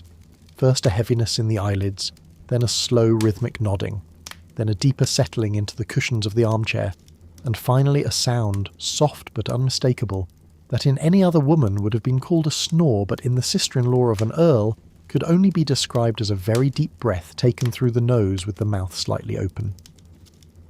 Miss Prudence was delighted. She leaned across the card table and whispered to the rest of us, with a pride that made her face glow in the candlelight. "It is very gratifying to me to see how completely Mrs. Thornley feels at home in my poor little dwelling. She could not have paid me a greater compliment. And you know, I think she meant it. I think that, in Miss Prudence's world, a woman falling asleep in your armchair was the highest possible praise, proof that she'd felt safe enough, comfortable enough, sufficiently at ease in your company and your furniture, to let go of consciousness entirely. It was trust. It was surrender. And Miss Prudence, who'd spent her whole life earning the trust of women who'd been born above her, received it now with a happiness so intense it bordered on reverence. The card game went on around the sleeping Mrs. Thornley, conducted in whispers so loud they defeated their own purpose. 4 caps nodded and swayed over the green baize, dipping toward each other like flowers in a wind. "Hush, ladies, if you please, hush, Mrs. Thornley is asleep." This from Miss Prudence, who managed the double task of not waking the sleeper and not deafening Mrs. Waverley, who was quite hard of hearing and needed everything repeated twice, with an agility that would have impressed a diplomat. And then the second tray came in. Peggy threw the door open. Bruno startled awake with a sharp bark, and Mrs. Thornley's eyes snapped open, though she said, almost immediately, that the room had been so bright she'd simply been resting her eyes, and had been listening with great interest to our amusing and agreeable conversation. And Peggy came in, red-faced with importance, carrying a tray so loaded that the assembled company fell into a stunned, appreciative silence. Scalloped oysters, potted lobster, a trembling jelly, pale gold and perfectly set, and a dish that the ladies of Wenbury knew well but served rarely, because it was expensive and complicated, and reserved for only the most solemn occasions, a confection called Little Cupids, which was nothing more or less than macaroons soaked in brandy, though the name gave it a dignity that biscuits in alcohol could never have achieved. Miss Prudence looked at the tray with an expression of well-rehearsed surprise. "Why, Peggy, what have you brought us?" she said, as though she hadn't spent the entire morning preparing every dish herself. We ate. We ate because we were hungry, because the bread and butter, however genteel, had been very thin, and because the oysters, however unexpected, were very good. We ate because refusing would have hurt Miss Prudence's feelings, and because accepting was easier than maintaining the fiction that we weren't particularly interested in food. And we ate because the food was genuinely excellent, richer and more abundant than anything most of us had tasted in months, served on good plates by a woman who wanted, with every fibre of her being, to feed us well. And then came the cherry brandy. Miss Prudence produced the bottle with an air of casual afterthought, as though it had only just occurred to her. "Just a little glass, ladies, after the oysters and lobsters, you know. Shellfish are sometimes thought not very wholesome." We shook our heads, all of us. We shook our heads like a row of porcelain figures on a shelf, synchronized and automatic. None of us had ever tasted cherry brandy. None of us knew what it was, and the word brandy, even modified by cherry, was not a word that Wenbury ladies used in connection with their own drinking habits. But Mrs. Thornley, still warm from her nap and softened by the oysters, allowed herself to be persuaded, and where Mrs. Thornley went, the rest of us followed, because that was how things worked. The glasses were small, and the liquid was dark, and the first sip was a surprise, sweet and hot and unexpectedly strong, burning a gentle path down to somewhere behind the ribs and settling there with a warmth that was not entirely unpleasant.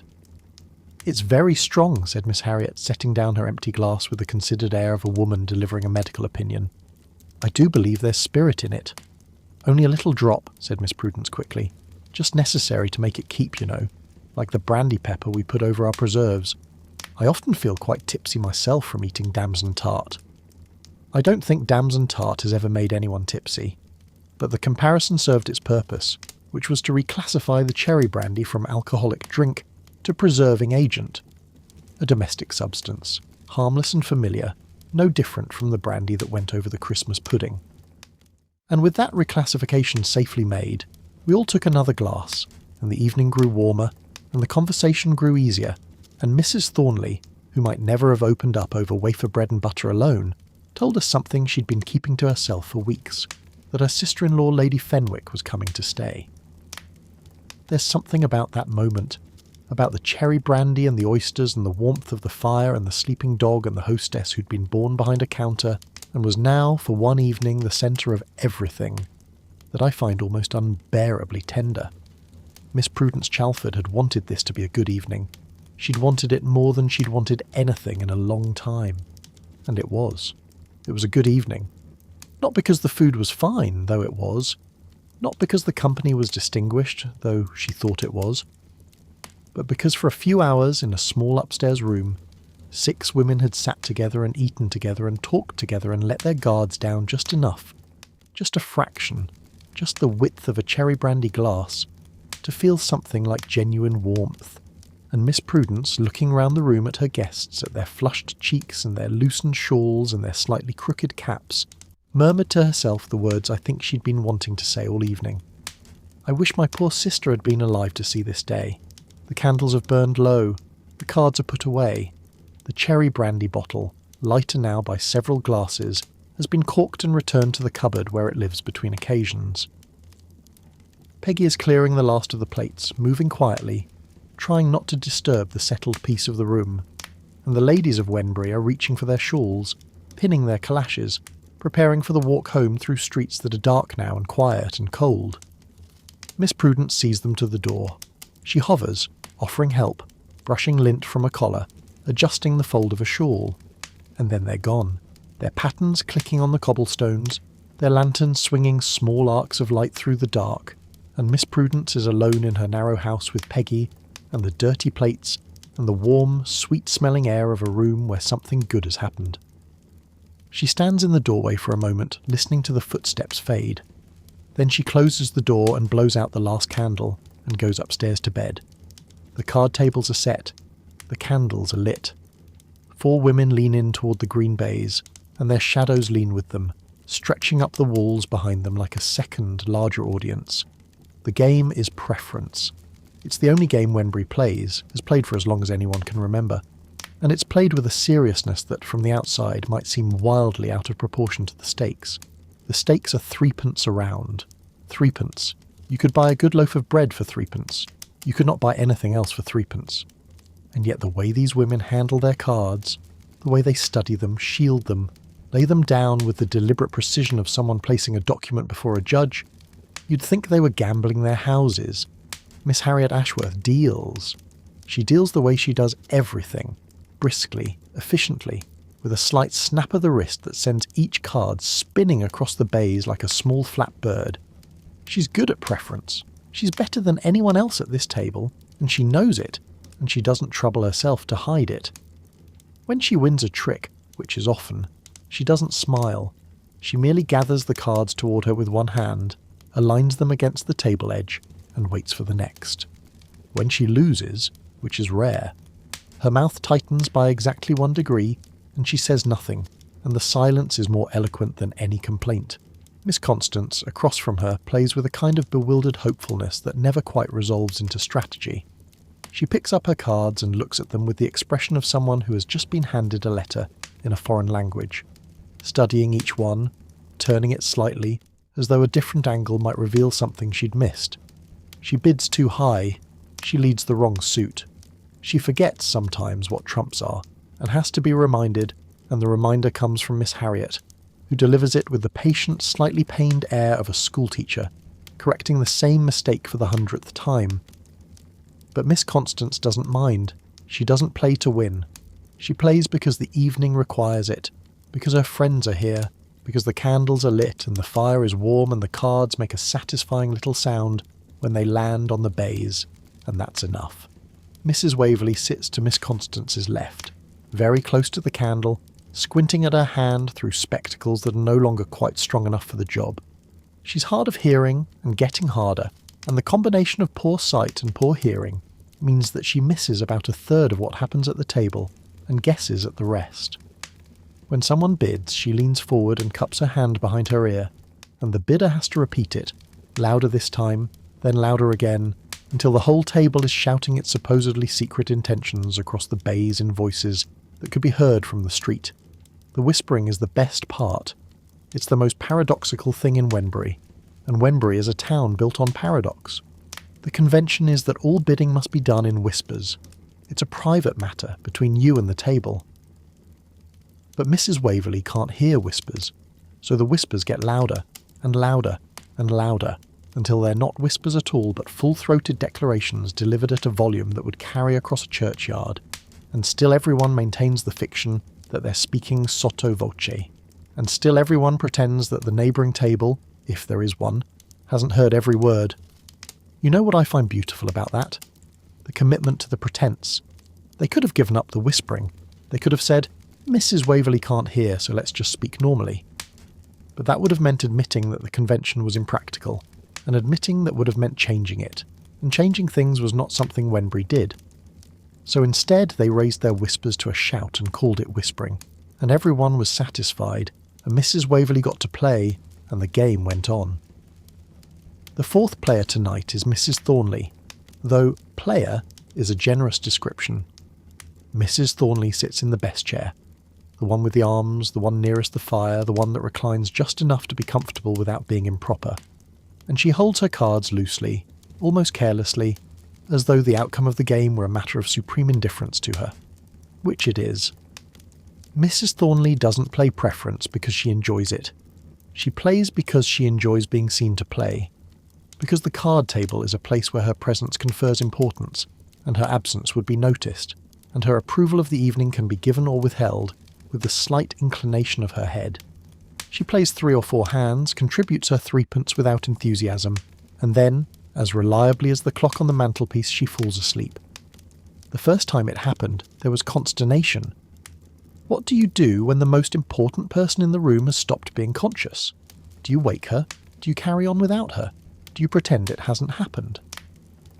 Wenbury, predictably, chose the last option. They carried on. They played around her, dealing her out, lowering their voices, genuinely lowering them this time, which meant Mrs. Waverley could hear nothing at all. And when Mrs. Thornley woke, 20 minutes later, with a small start and a quick, disoriented blink, they all assured her that she hadn't been asleep. She'd been resting her eyes. The distinction was important. Ladies did not fall asleep at card tables. Ladies rested their eyes, and Mrs. Thornley, who understood the distinction as well as anyone, accepted it gratefully, picked up her cards, and played one more hand before resting her eyes again. The room by now is deep in its own warmth. The fire has settled into a steady low glow, the kind that doesn't crackle or spit, just breathes, a quiet orange pulse at the edge of your vision. The candles have burned down to the halfway mark, their flames upright and still in the draught-free air, each one throwing a small soft circle of light onto the green bays below, and the faces of the women around the table have softened in that light, the lines smoothed out, the colours warmed, the years made gentle. In candlelight everyone looks a little younger, a little kinder, a little more like the person they were 20 years ago. I think that's one of the things these evenings gave them. Not just company, not just cards, but a few hours in a light that was forgiving, that didn't show the mended cuffs or the faded ribbons or the small careful patches on the elbows of their best gowns. Candlelight was its own kind of elegant economy. It cost a penny, and it gave you back your face. I keep thinking about what these evenings must have sounded like from the outside. If you stood in the street below the window, in the dark, in the cold, with the cobblestones damp under your feet and the first stars showing between the chimney pots, you'd hear almost nothing. A murmur, a faint rustle. Perhaps if the window was slightly open, the soft slap of a card on baize, or a single word, trumps, spoken just loudly enough to carry through the glass. And then silence again. The whole scene so contained, so private, so completely enclosed in its own small world, that you could walk past and never know that behind that curtained window 4 women were locked in a contest of 3-penny stakes that each of them was taking as though her life depended on it. But the game can't last forever. Nothing in Wenbury lasts past 9 o'clock. The clock strikes, and the cards are put down mid-hand. literally mid-hand sometimes, with tricks unclaimed and bids unfinished, because 9 o'clock is 9 o'clock, and the rules about going home are as fixed as the rules about everything else. There's a general stirring, a reaching for shawls, a small flurry of activity as the evening's accounts are settled. Threepences change hands, wins are noted, mentally, silently, filed away for future reference. Losses are absorbed without comment, and then the business of leaving begins, which is, in its own quiet way, as elaborate and as carefully choreographed as the business of arriving. The patterns come first. These are wooden overshoes, flat wooden soles with iron rings on the bottom, strapped over the regular shoes to raise the wearer above the mud and wet of the street. They're noisy. They clatter on stone like small hooves, and the sound of patterns on cobblestones, echoing down an empty street at 9 o'clock on a winter evening, is one of those sounds that belong so completely to a particular time and place that it's almost impossible to hear it in your mind without seeing the rest of the picture. The dark street, the lantern light, the shapes of women moving slowly through the cold in their calashes and their shawls, their feet lifted high with each step to keep the patterns from catching on the uneven stones, and then the lanterns. Each woman who walks home has a lantern carried before her by a servant or a hired boy, and the lantern swings as the bearer walks, throwing a small shifting circle of yellow light onto the cobblestones ahead. The light moves and wobbles and never quite settles, and the woman behind it walks in and out of brightness, visible for a moment and then gone, then visible again, like a figure in a dream that keeps almost disappearing. I love that image. A row of lanterns bobbing down a dark street, each one marking the position of a woman you can't quite see, each one moving at the particular pace of its owner. Miss Harriet's quick and determined, Mrs. Waverley's slow and careful, Miss Constance's gentle and slightly wandering, as though even the lantern-bearer had absorbed her habit of not quite going in a straight line. The lanterns didn't light the way so much as they announced the journey. They said, "Someone is here. Someone is walking home. Someone is moving through the darkness, and the darkness is letting her pass." Miss Constance doesn't walk. She can't, or won't, or is afraid to. I'm never quite sure which. On card party evening she goes home in a sedan chair, carried by two chairmen in coats so old they might have been inherited from the previous set of chairmen, who might have inherited them from the set before that. The chair itself is elderly. The leather cracked, the paint worn thin, the curtains inside faded to a colour that was once red and is now a kind of tired pink. But it's solid, and it's enclosed, and that's what matters. Because what Miss Constance fears is not the cold, or the damp, or the distance. What she fears is what might be out there in the dark, what she might see, what she might hear, what might come up behind her on a quiet street where the lantern light doesn't reach, and the shadows pool between the houses like something spilled. The journey is short. It takes no more than 10 minutes. Less, probably, if the chairmen walked at their natural pace. But they don't walk at their natural pace. They walk at the pace of men who've learned that a lady in a sedan chair does not wish to be jostled, and that the difference between a smooth ride and a rough one is the difference between a satisfied customer and a terrified one. So they move slowly, steadily, their feet finding the cobblestones by memory in the dark. They know every rut and every loose stone on this route because they've been walking it for years. The same two men, the same chair, the same short journey between the same set of houses. And Miss Constance, inside, feels the rhythm of their steps through the floor of the chair, a gentle rocking, like being carried in a small dark boat across a very calm sea. There's a lane they have to pass through, a narrow one, unlit, with high walls on both sides that block whatever moonlight there might be. The locals call it Hollow Lane. Miss Constance calls it nothing because she tries not to think about it. When the chair enters Hollow Lane, the sound changes, the footsteps suddenly closer, echoing off the walls, the darkness suddenly deeper, and Miss Constance sits very still behind her curtains and concentrates on breathing. She asked the chairman once, in a voice so small and so apologetic that it was barely audible above the creak of the chair, whether they would promise not to leave her. If anything should happen, you won't run, will you? You won't set me down and run?" They promised. They've promised every time since. And she asks again anyway, because the asking is part of the ritual, and the ritual is what gets her through Hollow Lane. So she climbs into the chair, and the chairmen lift it, and they set off through the dark streets of Wenbury at the slow, heavy, rocking pace of men carrying something they've carried 1,000 times before. And inside the chair, behind the curtains, Miss Constance sits very still. She's pulled the curtains shut, tight, no gaps, no possibility of seeing out or being seen.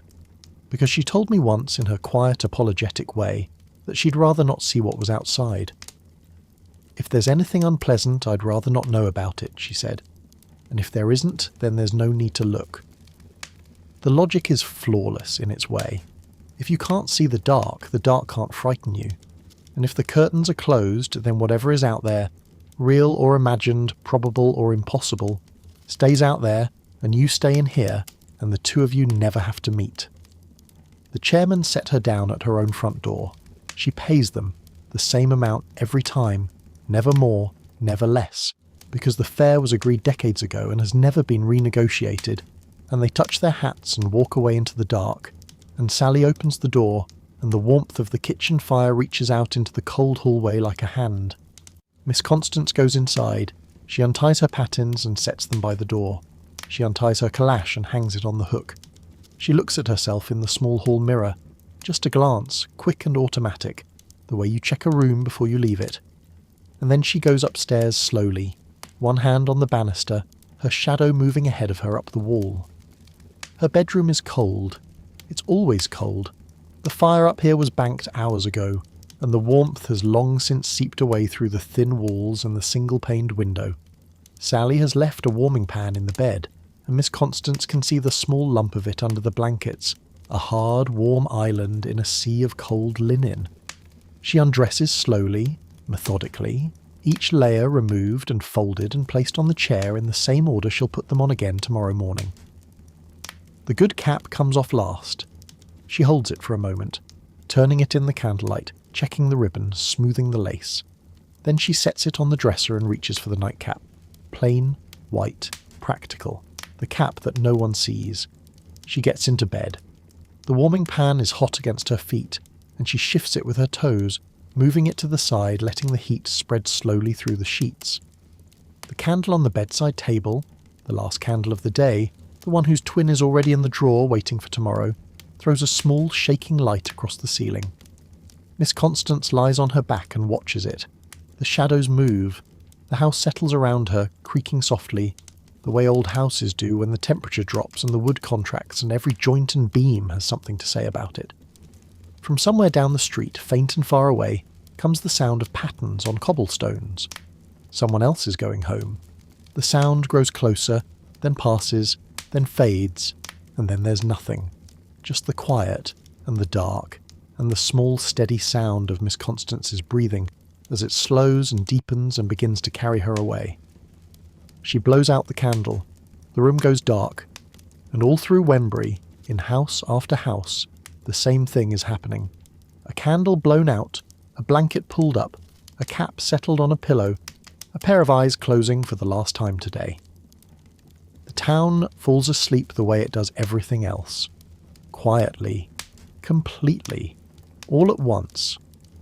By 10:30, there's not a light in any window. Every town has a queen, and in Wenbury the queen was the Honourable Mrs. Reginald Thornley.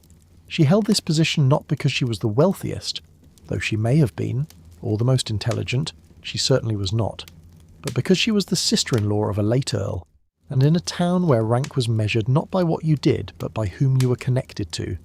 That single fact elevated her above everyone else, with the quiet, inarguable authority of a mountain rising out of a plain. She didn't need to assert her position. She didn't need to compete for it. It was simply there, immovable and unquestioned, the way the church spire was there, and the high street was there, and the sky was there. Mrs. Thornley existed, and because she existed, there was an order to things, and everyone knew their place in it. But it wasn't Mrs. Thornley who enforced the order, it was Mr. Dawkins. Mr. Dawkins was her butler, a tall, pale, deeply solemn man who moved through Mrs. Thornley's house like a shadow with opinions. He answered the door, he received the visitors.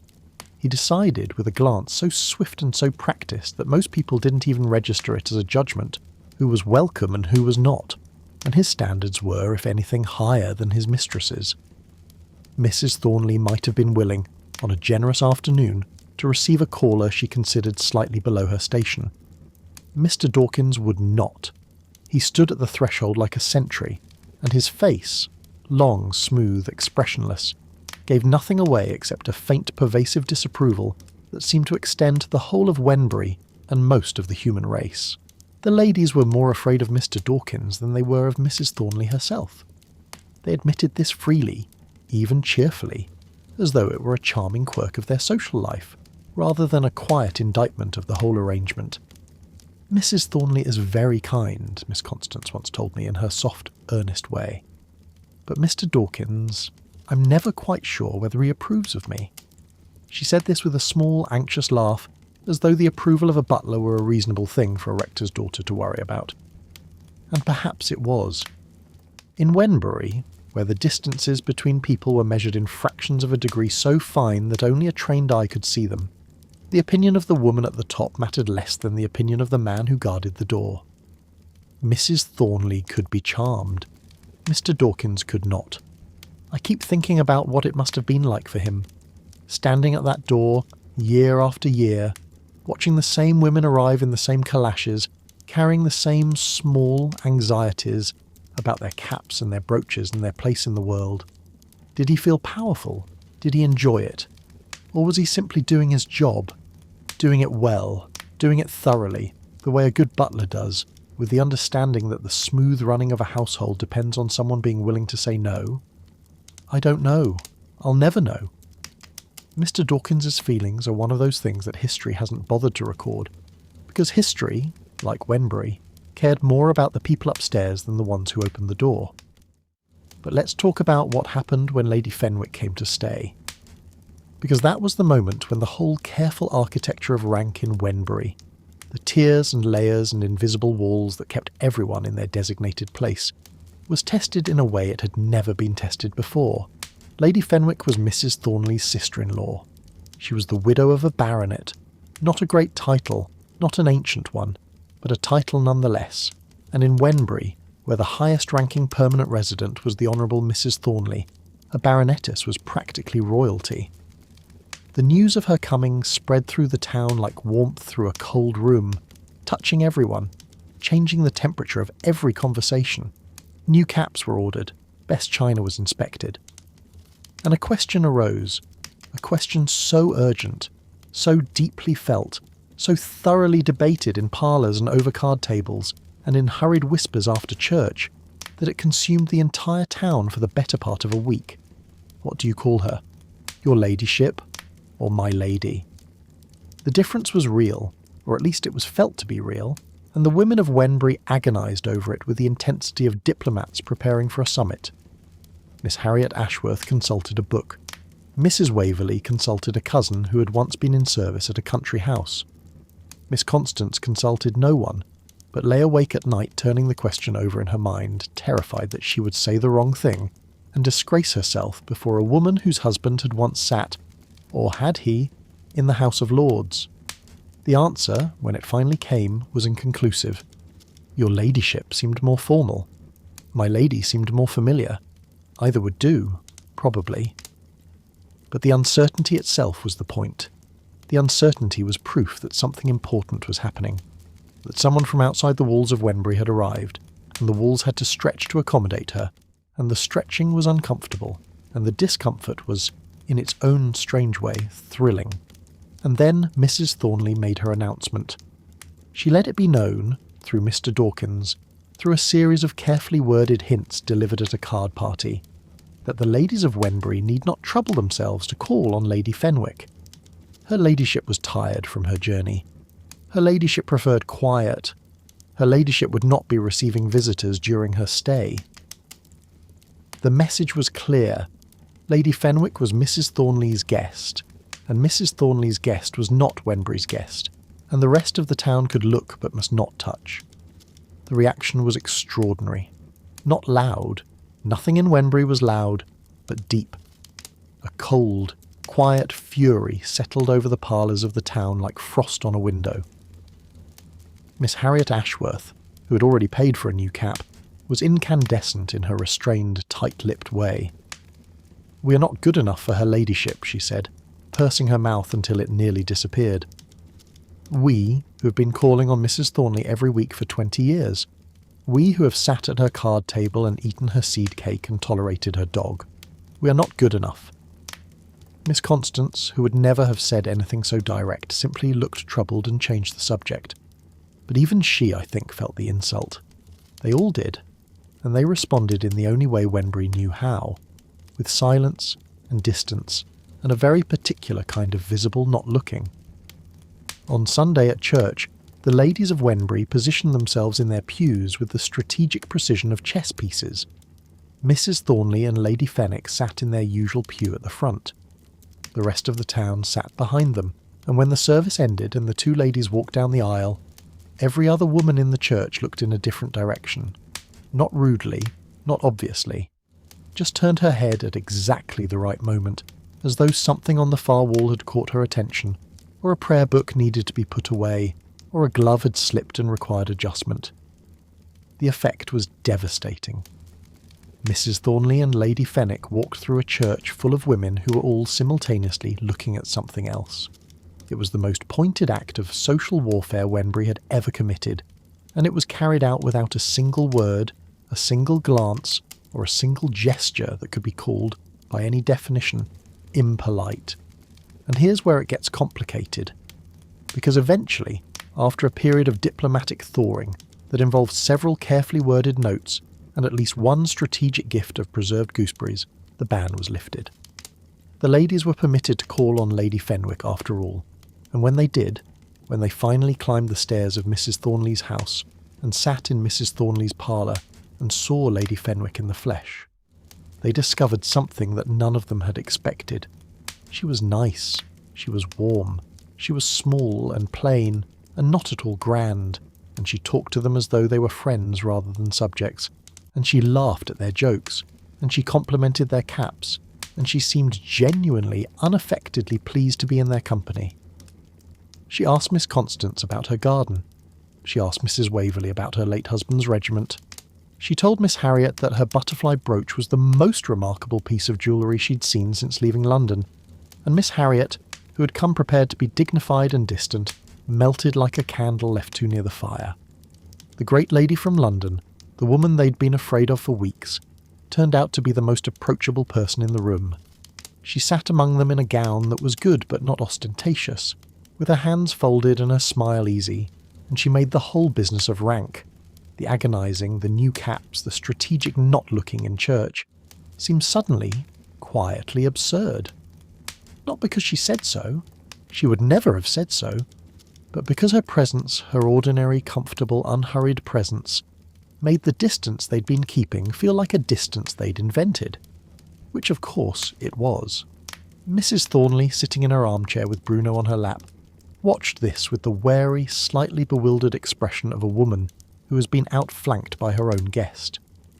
But the question of rank went deeper than Lady Fenwick. It ran through everything in Wenbury like a vein through marble, invisible until you cut into it, and then suddenly, shockingly visible. There was the matter of Mrs. Fitzalan, for instance. Mrs. Fitzalan was the widow of a man who may or may not have been the illegitimate son of someone of consequence. The Fitz in her name was the evidence.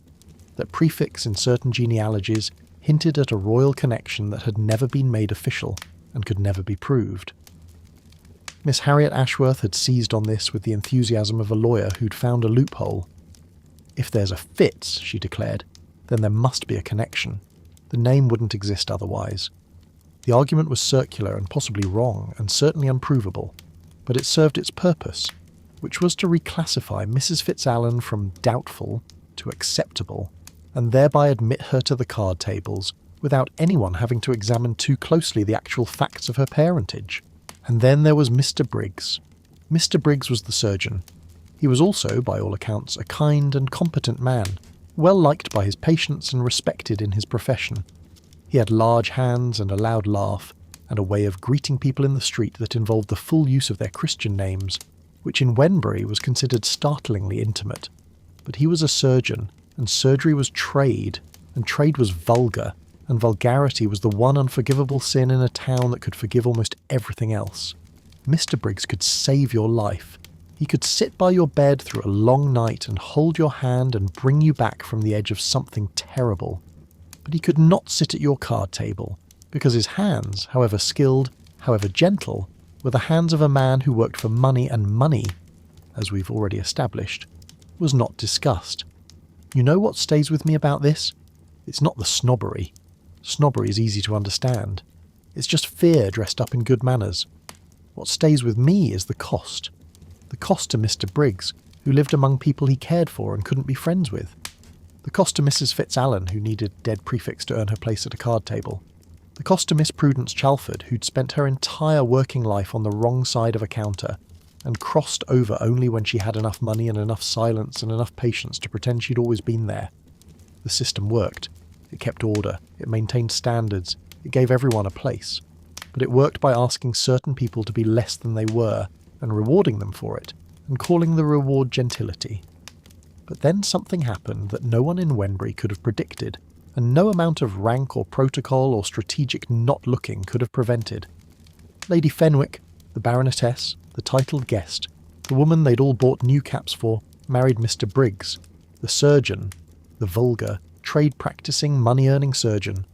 She married him quietly, without fuss, and moved into his house on the high street and became overnight the wife of the one man in town that polite society had agreed to exclude. The scandal was immense. Not loud, it was Wenbury after all, but immense. Mrs. Thornley took to her bed. Miss Harriet stood in Miss Constance's parlour and delivered a speech of such compressed outrage that she was still shaking when she sat down. Even Miss Constance, who found it difficult to disapprove of anyone, was quietly stunned. A baronetess, a surgeon. It was as though one of the fixed stars had moved, as though the church spire had leaned to one side, or the high street had rearranged itself overnight, or the rules had suddenly without warning stopped applying. But here's the thing, the rules hadn't stopped applying, they'd just bent. They bent the way all rules bend eventually, when real life pushes against them hard enough. Lady Fenwick, Mrs. Briggs now, though no one could quite bring themselves to call her that, still had her title, she still had her connections, and Mr. Briggs, whatever his profession, was now married to a woman of a rank, which made him, by the strange arithmetic of Wenbury society, slightly less vulgar than he'd been the day before. The system absorbed the shock. It adjusted. It found a new equilibrium, the way a clock finds its rhythm again after someone's bumped the table. And in time, a long time, a slow time, the kind of time that only a town like Wenbury measures, the ladies called on Mrs. Briggs. They went to her house, they sat in her parlour, they drank her tea, and they pretended, with the same quiet, compassionate, well-practised pretence they'd used for everything else, that nothing had changed, and that a baronetess married to a surgeon was perfectly normal, and that they'd never had a moment's doubt about the arrangement. I think about that sometimes, about the way these women could absorb a shock and carry on. Not by being brave exactly, not by being open-minded, but by being stubborn, by clinging to the form of things even when the substance had shifted underneath. The rule said you called on your neighbours. Lady Fenwick was their neighbour, so they called. It didn't matter that the calling felt strange, or that the parlour smelled faintly of the surgeon's medicines, or that the husband who came in to greet them had hands that had stitched wounds and set bones and done the kind of work that no gentleman was supposed to do. What mattered was the calling. What mattered was the form, and the form, like a good cap, could be adjusted to fit almost anything, as long as you did it slowly enough and quietly enough, and with enough collective agreement that no one had to be the first to admit what had changed. There's a lesson in that, maybe. Or maybe there isn't. Maybe it's just a story about a small town where the rules were everything, and the rules held, and the people inside them found a way to be human despite them, or because of them, and the whole arrangement, fragile and absurd and surprisingly durable, kept going, the way it always had, one calling hour at a time. The street outside is quiet now. The church bell strikes the quarter. Somewhere a door closes, and the sound of it carries through the still air and fades into nothing. The question of rank has been settled, for today, in the way it's always settled in Wenbury. Not by argument, not by confrontation, but by the slow, silent, irresistible force of women deciding together what they're willing to pretend. The rules held. they always held. They just held a little differently now. So far I've told you about the rules, the calling hours, the caps, the candles kept at equal length, the careful, endless, quietly exhausting work of being proper in a town that measured everything and forgave nothing. But there's another side to this story, a side that only shows itself in the moments when the rules aren't quite enough, when the machinery of propriety meets something it wasn't designed to handle, and the women of Wenbury have to decide, quickly and quietly, and without any of the protocols that usually guide them, what matters more, the form or the feeling underneath it. Let me tell you about the night Miss Constance Pemberton gave her servant permission to fall in love. It was late. The house was quiet. The fire was low in the parlour grate, and Miss Constance was sitting in her usual chair, not knitting, not reading, just sitting, the way she sometimes did when something weighed on her mind, and she hadn't yet found the shape of it. Sally had come in to bank the fire for the night, and she was kneeling on the hearth with the poker in her hand, arranging the coals with the practised, unhurried competence of someone who'd been tending fire since she was old enough to hold a poker, when Miss Constance spoke. "Sally," she said, and then stopped, and then started again, more softly, as though the words were coming from somewhere deep, and she was pulling them up one by one, carefully, the way you'd pull up a bucket from a well. "You're young, and you might, one day, you might meet a young man, someone you liked, someone who was kind to you." Sally looked up from the fire. She didn't say anything. She could tell, I think, from the quality of Miss Constance's voice, the thinness of it, the slight tremor, that this wasn't a casual remark. This was something that mattered. So she waited. "If that should happen," Miss Constance went on, "I would not want you to feel that you couldn't, that this house would prevent you from—" She stopped again, pressed her lips together, looked down at her hands, which were folded in her lap the way they always were, but tighter now, the knuckles showing, and then she said it. The thing she'd been trying to say all evening, the thing that had been sitting in her chest since the afternoon, when a letter had come from the south, bringing news she'd been half expecting for months, news that a man she'd once cared for, a quiet bachelor farmer who'd lived alone in an old house, surrounded by old books, had died. They hadn't seen each other in years. They hadn't spoken in longer. But once, a very long time ago, something had passed between them. A warmth, a possibility, a door that had opened just wide enough to see the light on the other side before it closed again. And now he was gone. And Miss Constance, sitting in her parlour with the fire going out, was thinking about what it meant to have let that door close. "God forbid," she said, and her voice was steady now, quiet, but steady, "that I should ever grieve any young heart." That's all she said. She didn't explain. She didn't tell Sally the story. Not then, not ever, because the story belonged to a part of her life that she kept locked away, like the yellow-ribboned cap, like the old letters in the bureau, like all the things that were too private and too tender to be shared, even with someone she trusted. But the permission was real. It was given freely, without conditions, without the careful hedging and qualifying that usually accompanied every statement Miss Constance made. She was saying, "Don't do what I did. Don't let propriety close the door. Don't grow old in a cold parlour with nothing but a fire and a cat and the memory of something you were too afraid to reach for." I think about that moment a lot. A woman in her 60s sitting alone in a house that's too big for her, giving a young servant girl permission to love, as though love were something that required permission, which in Wenbury in that time it very nearly did. Servants weren't supposed to have followers. That was the rule. A follower was a distraction, a disruption, a threat to the smooth running of the household. And Miss Constance, who followed every other rule in Wenbury, with the faithfulness of a woman who'd never once questioned whether the rules were right, broke this one without hesitation. Because she'd learned something that the rules couldn't teach her. She'd learned what it cost to obey. And then there was the matter of Miss Constance's money, or rather, the sudden, terrible, absolute absence of it. The bank failed. It happened the way these things happened in that century, and quietly, distantly, in an office somewhere that Miss Constance had never visited, among papers she'd never read, signed by men she'd never met. One morning the money was there. The next morning it wasn't. The small fixed sum that had arrived every quarter for as long as she could remember. The sum that paid for the candles and the coal and the food and Sally's wages and the 2 decanters of wine and the good cap and the everyday cap and the yellow-ribboned cap and everything else that made up the careful, measured, elegant economy of her life was gone. All of it. In a single day, Miss Constance Pemberton went from genteel poverty to something much worse. She went from being a woman who pretended not to be poor to being a woman who actually had nothing. The news reached the rest of Wenbury within hours, because news always did, and the reaction was immediate and unanimous and conducted entirely behind Miss Constance's back. Because that was the rule too, the deepest rule, the one that mattered more than all the others. You did not embarrass your friends. You did not make them feel pitied.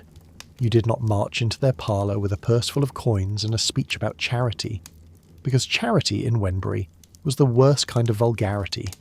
Worse even than mentioning money, because it forced the recipient to acknowledge that she needed it. So they helped in silence. Each woman found her own way. Mrs. Waverley sent round a hamper that she claimed was surplus from a relative's country estate. Miss Harriet Ashworth discovered a sudden need to have her accounts managed by someone with neat handwriting, and offered Miss Constance a small annual fee for the service. Others contributed anonymously, slipping money into envelopes, leaving parcels at the door, arranging for small commissions and fictional errands that would put a few shillings into Miss Constance's hand without her ever having to ask for them. It was the most elaborate, most coordinated, most lovingly dishonest act of kindness the town had ever performed, and it was done so carefully, so discreetly, so completely without acknowledgement, that Miss Constance, who was not stupid, who must have noticed that her fortunes were mysteriously steadier than they should have been, chose to pretend she hadn't noticed. Because pretending was what they did. It was what they'd always done. And this time, the pretending wasn't about pride or propriety or the rules of elegant economy. It was about love. And Miss Constance, for her part, did something that would have made her sister Adelaide turn in her grave. She opened a shop, a small one, a tea shop in the front room of her own house, selling tea by the ounce to anyone who came in, a rector's daughter, a woman connected to the Arleys, behind a counter. The same kind of counter that Miss Prudence Chalford had spent her life behind, the kind that was supposed to mark the border between gentility and trade, between the people who bought things and the people who sold them. Miss Constance crossed that border without fuss, without drama, without any of the anguish that the rest of the town felt on her behalf. She simply unlocked her front door one morning, put a few canisters of tea on a table, and waited. And the women of Wenbury, who had spent their whole lives pretending that trade was vulgar, walked through that door and bought their tea from a rector's daughter, and pretended one more time that nothing had changed. But it was Sally who did the most, and Sally who did it most simply. When Miss Constance told her, in that same quiet, trembling voice she'd used on the night of the follower conversation, that she could no longer afford to pay her wages, and that Sally would need to find another position, Sally refused. Not loudly, not dramatically. She just said no. She said she'd stay.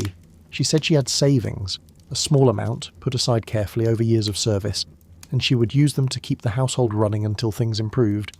And then, because words had never been Sally's strongest suit and because she wanted to do something with her hands, she went into the kitchen and made a pudding. A large one, in the shape of a lion. She wasn't sure why a lion. She'd found the mould at the back of the cupboard, left over from some long-ago dinner party of Miss Adelaide's. And it was the only one she had, and she thought it would cheer Miss Constance up. And it did. Miss Constance stood in the kitchen doorway and looked at the pudding, at the lion's mane, slightly lopsided, and his tail, which had broken off during the unmoulding and been reattached with a dab of custard. And she laughed. Really laughed. The kind of laugh that comes from somewhere below the ribs and surprises you on the way out. And Sally, standing by the stove with her apron dusted in flour, and her face red from the heat, laughed too. And for a moment the kitchen was just a kitchen, and the two women were just two women, and the rules and the ranks and the careful distances that were supposed to separate a mistress from her maid didn't apply at all. I think about Sally often, more than I think about Mrs. Thornley or Lady Fenwick or Mr. Dawkins or any of the people who ran the system and enforced the hierarchy and kept the machinery of rank turning smoothly year after year. Because Sally didn't know the rules, she didn't care about the rules, she cared about a woman. A specific, particular, slightly bewildered elderly woman who couldn't manage her own household and wore two caps at once, and was afraid of the dark and had once let the love of her life walk away because propriety told her to. Sally saw all of this and she stayed, and she made a pudding in the shape of a lion, and she didn't need a rule to tell her what to do. And then there was Mrs. Waverley's cat. I've been saving this story, because it's the one that always makes me smile, the one that sits right at the intersection of the absurd and the beautiful, which is exactly where the best of Wembury always lived. Mrs. Waverley owned a piece of lace, not just any lace, a long, fine, expensive piece that had once been worn by someone important, or at least someone she believed was important, and which she kept folded in a drawer and brought out on special occasions to show to guests who could be trusted to appreciate it. It was her most treasured possession, more than the silver, more than the house.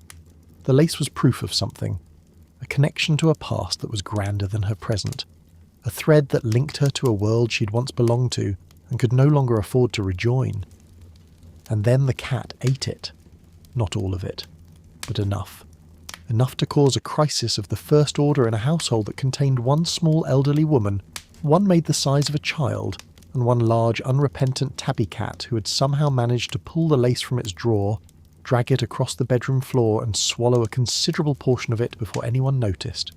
What followed was, I think, one of the great underreported rescue operations in the history of English domestic life. Mrs. Waverley did not panic. She did not weep.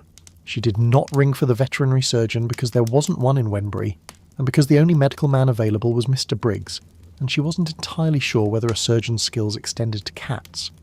Instead, she went to the cupboard under the stairs, took out a bottle of the strongest emetic she could find, and administered it to the cat with the calm, focused determination of a woman who had once been married to an army officer, and had learned, in that marriage, that crises are best met with action rather than feeling. The emetic worked. The lace emerged, not in the best condition certainly, damp, crumpled and smelling strongly of cat, but intact. Mrs. Waverley washed it. She pressed it. She folded it carefully back into its drawer.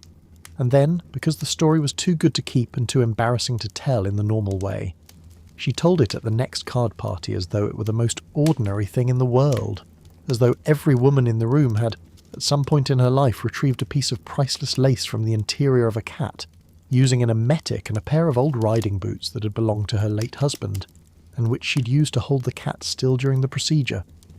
The riding boots are my favourite part. I can see them. Tall, brown, cracked with age, standing by the fireplace in Mrs. Waverley's tiny parlour like relics of a different life. The Major had been dead for years, but his boots remained, and now they'd been repurposed, the way everything in Wembury was repurposed, into instruments of feline first aid. Even in crisis, the principle of elegant economy held. Nothing wasted. Everything used. Even the boots of the dead. And that's the thing about Wembury, really. That's the thing I've been trying to say all along, through the calling hours and the caps and the candles and the cards and the cherry brandy and the question of rank. The rules were real. They mattered. They shaped every hour of every day in that small, quiet, stubbornly particular town. But underneath them, underneath the 15-minute visits and the newspaper paths and the decanters of wine that sat untouched for months, there were real people. Women who loved silently and lost quietly and carried their grief in their posture, in the way they held their teacups, in the careful folding of a cap that had belonged to someone who was gone.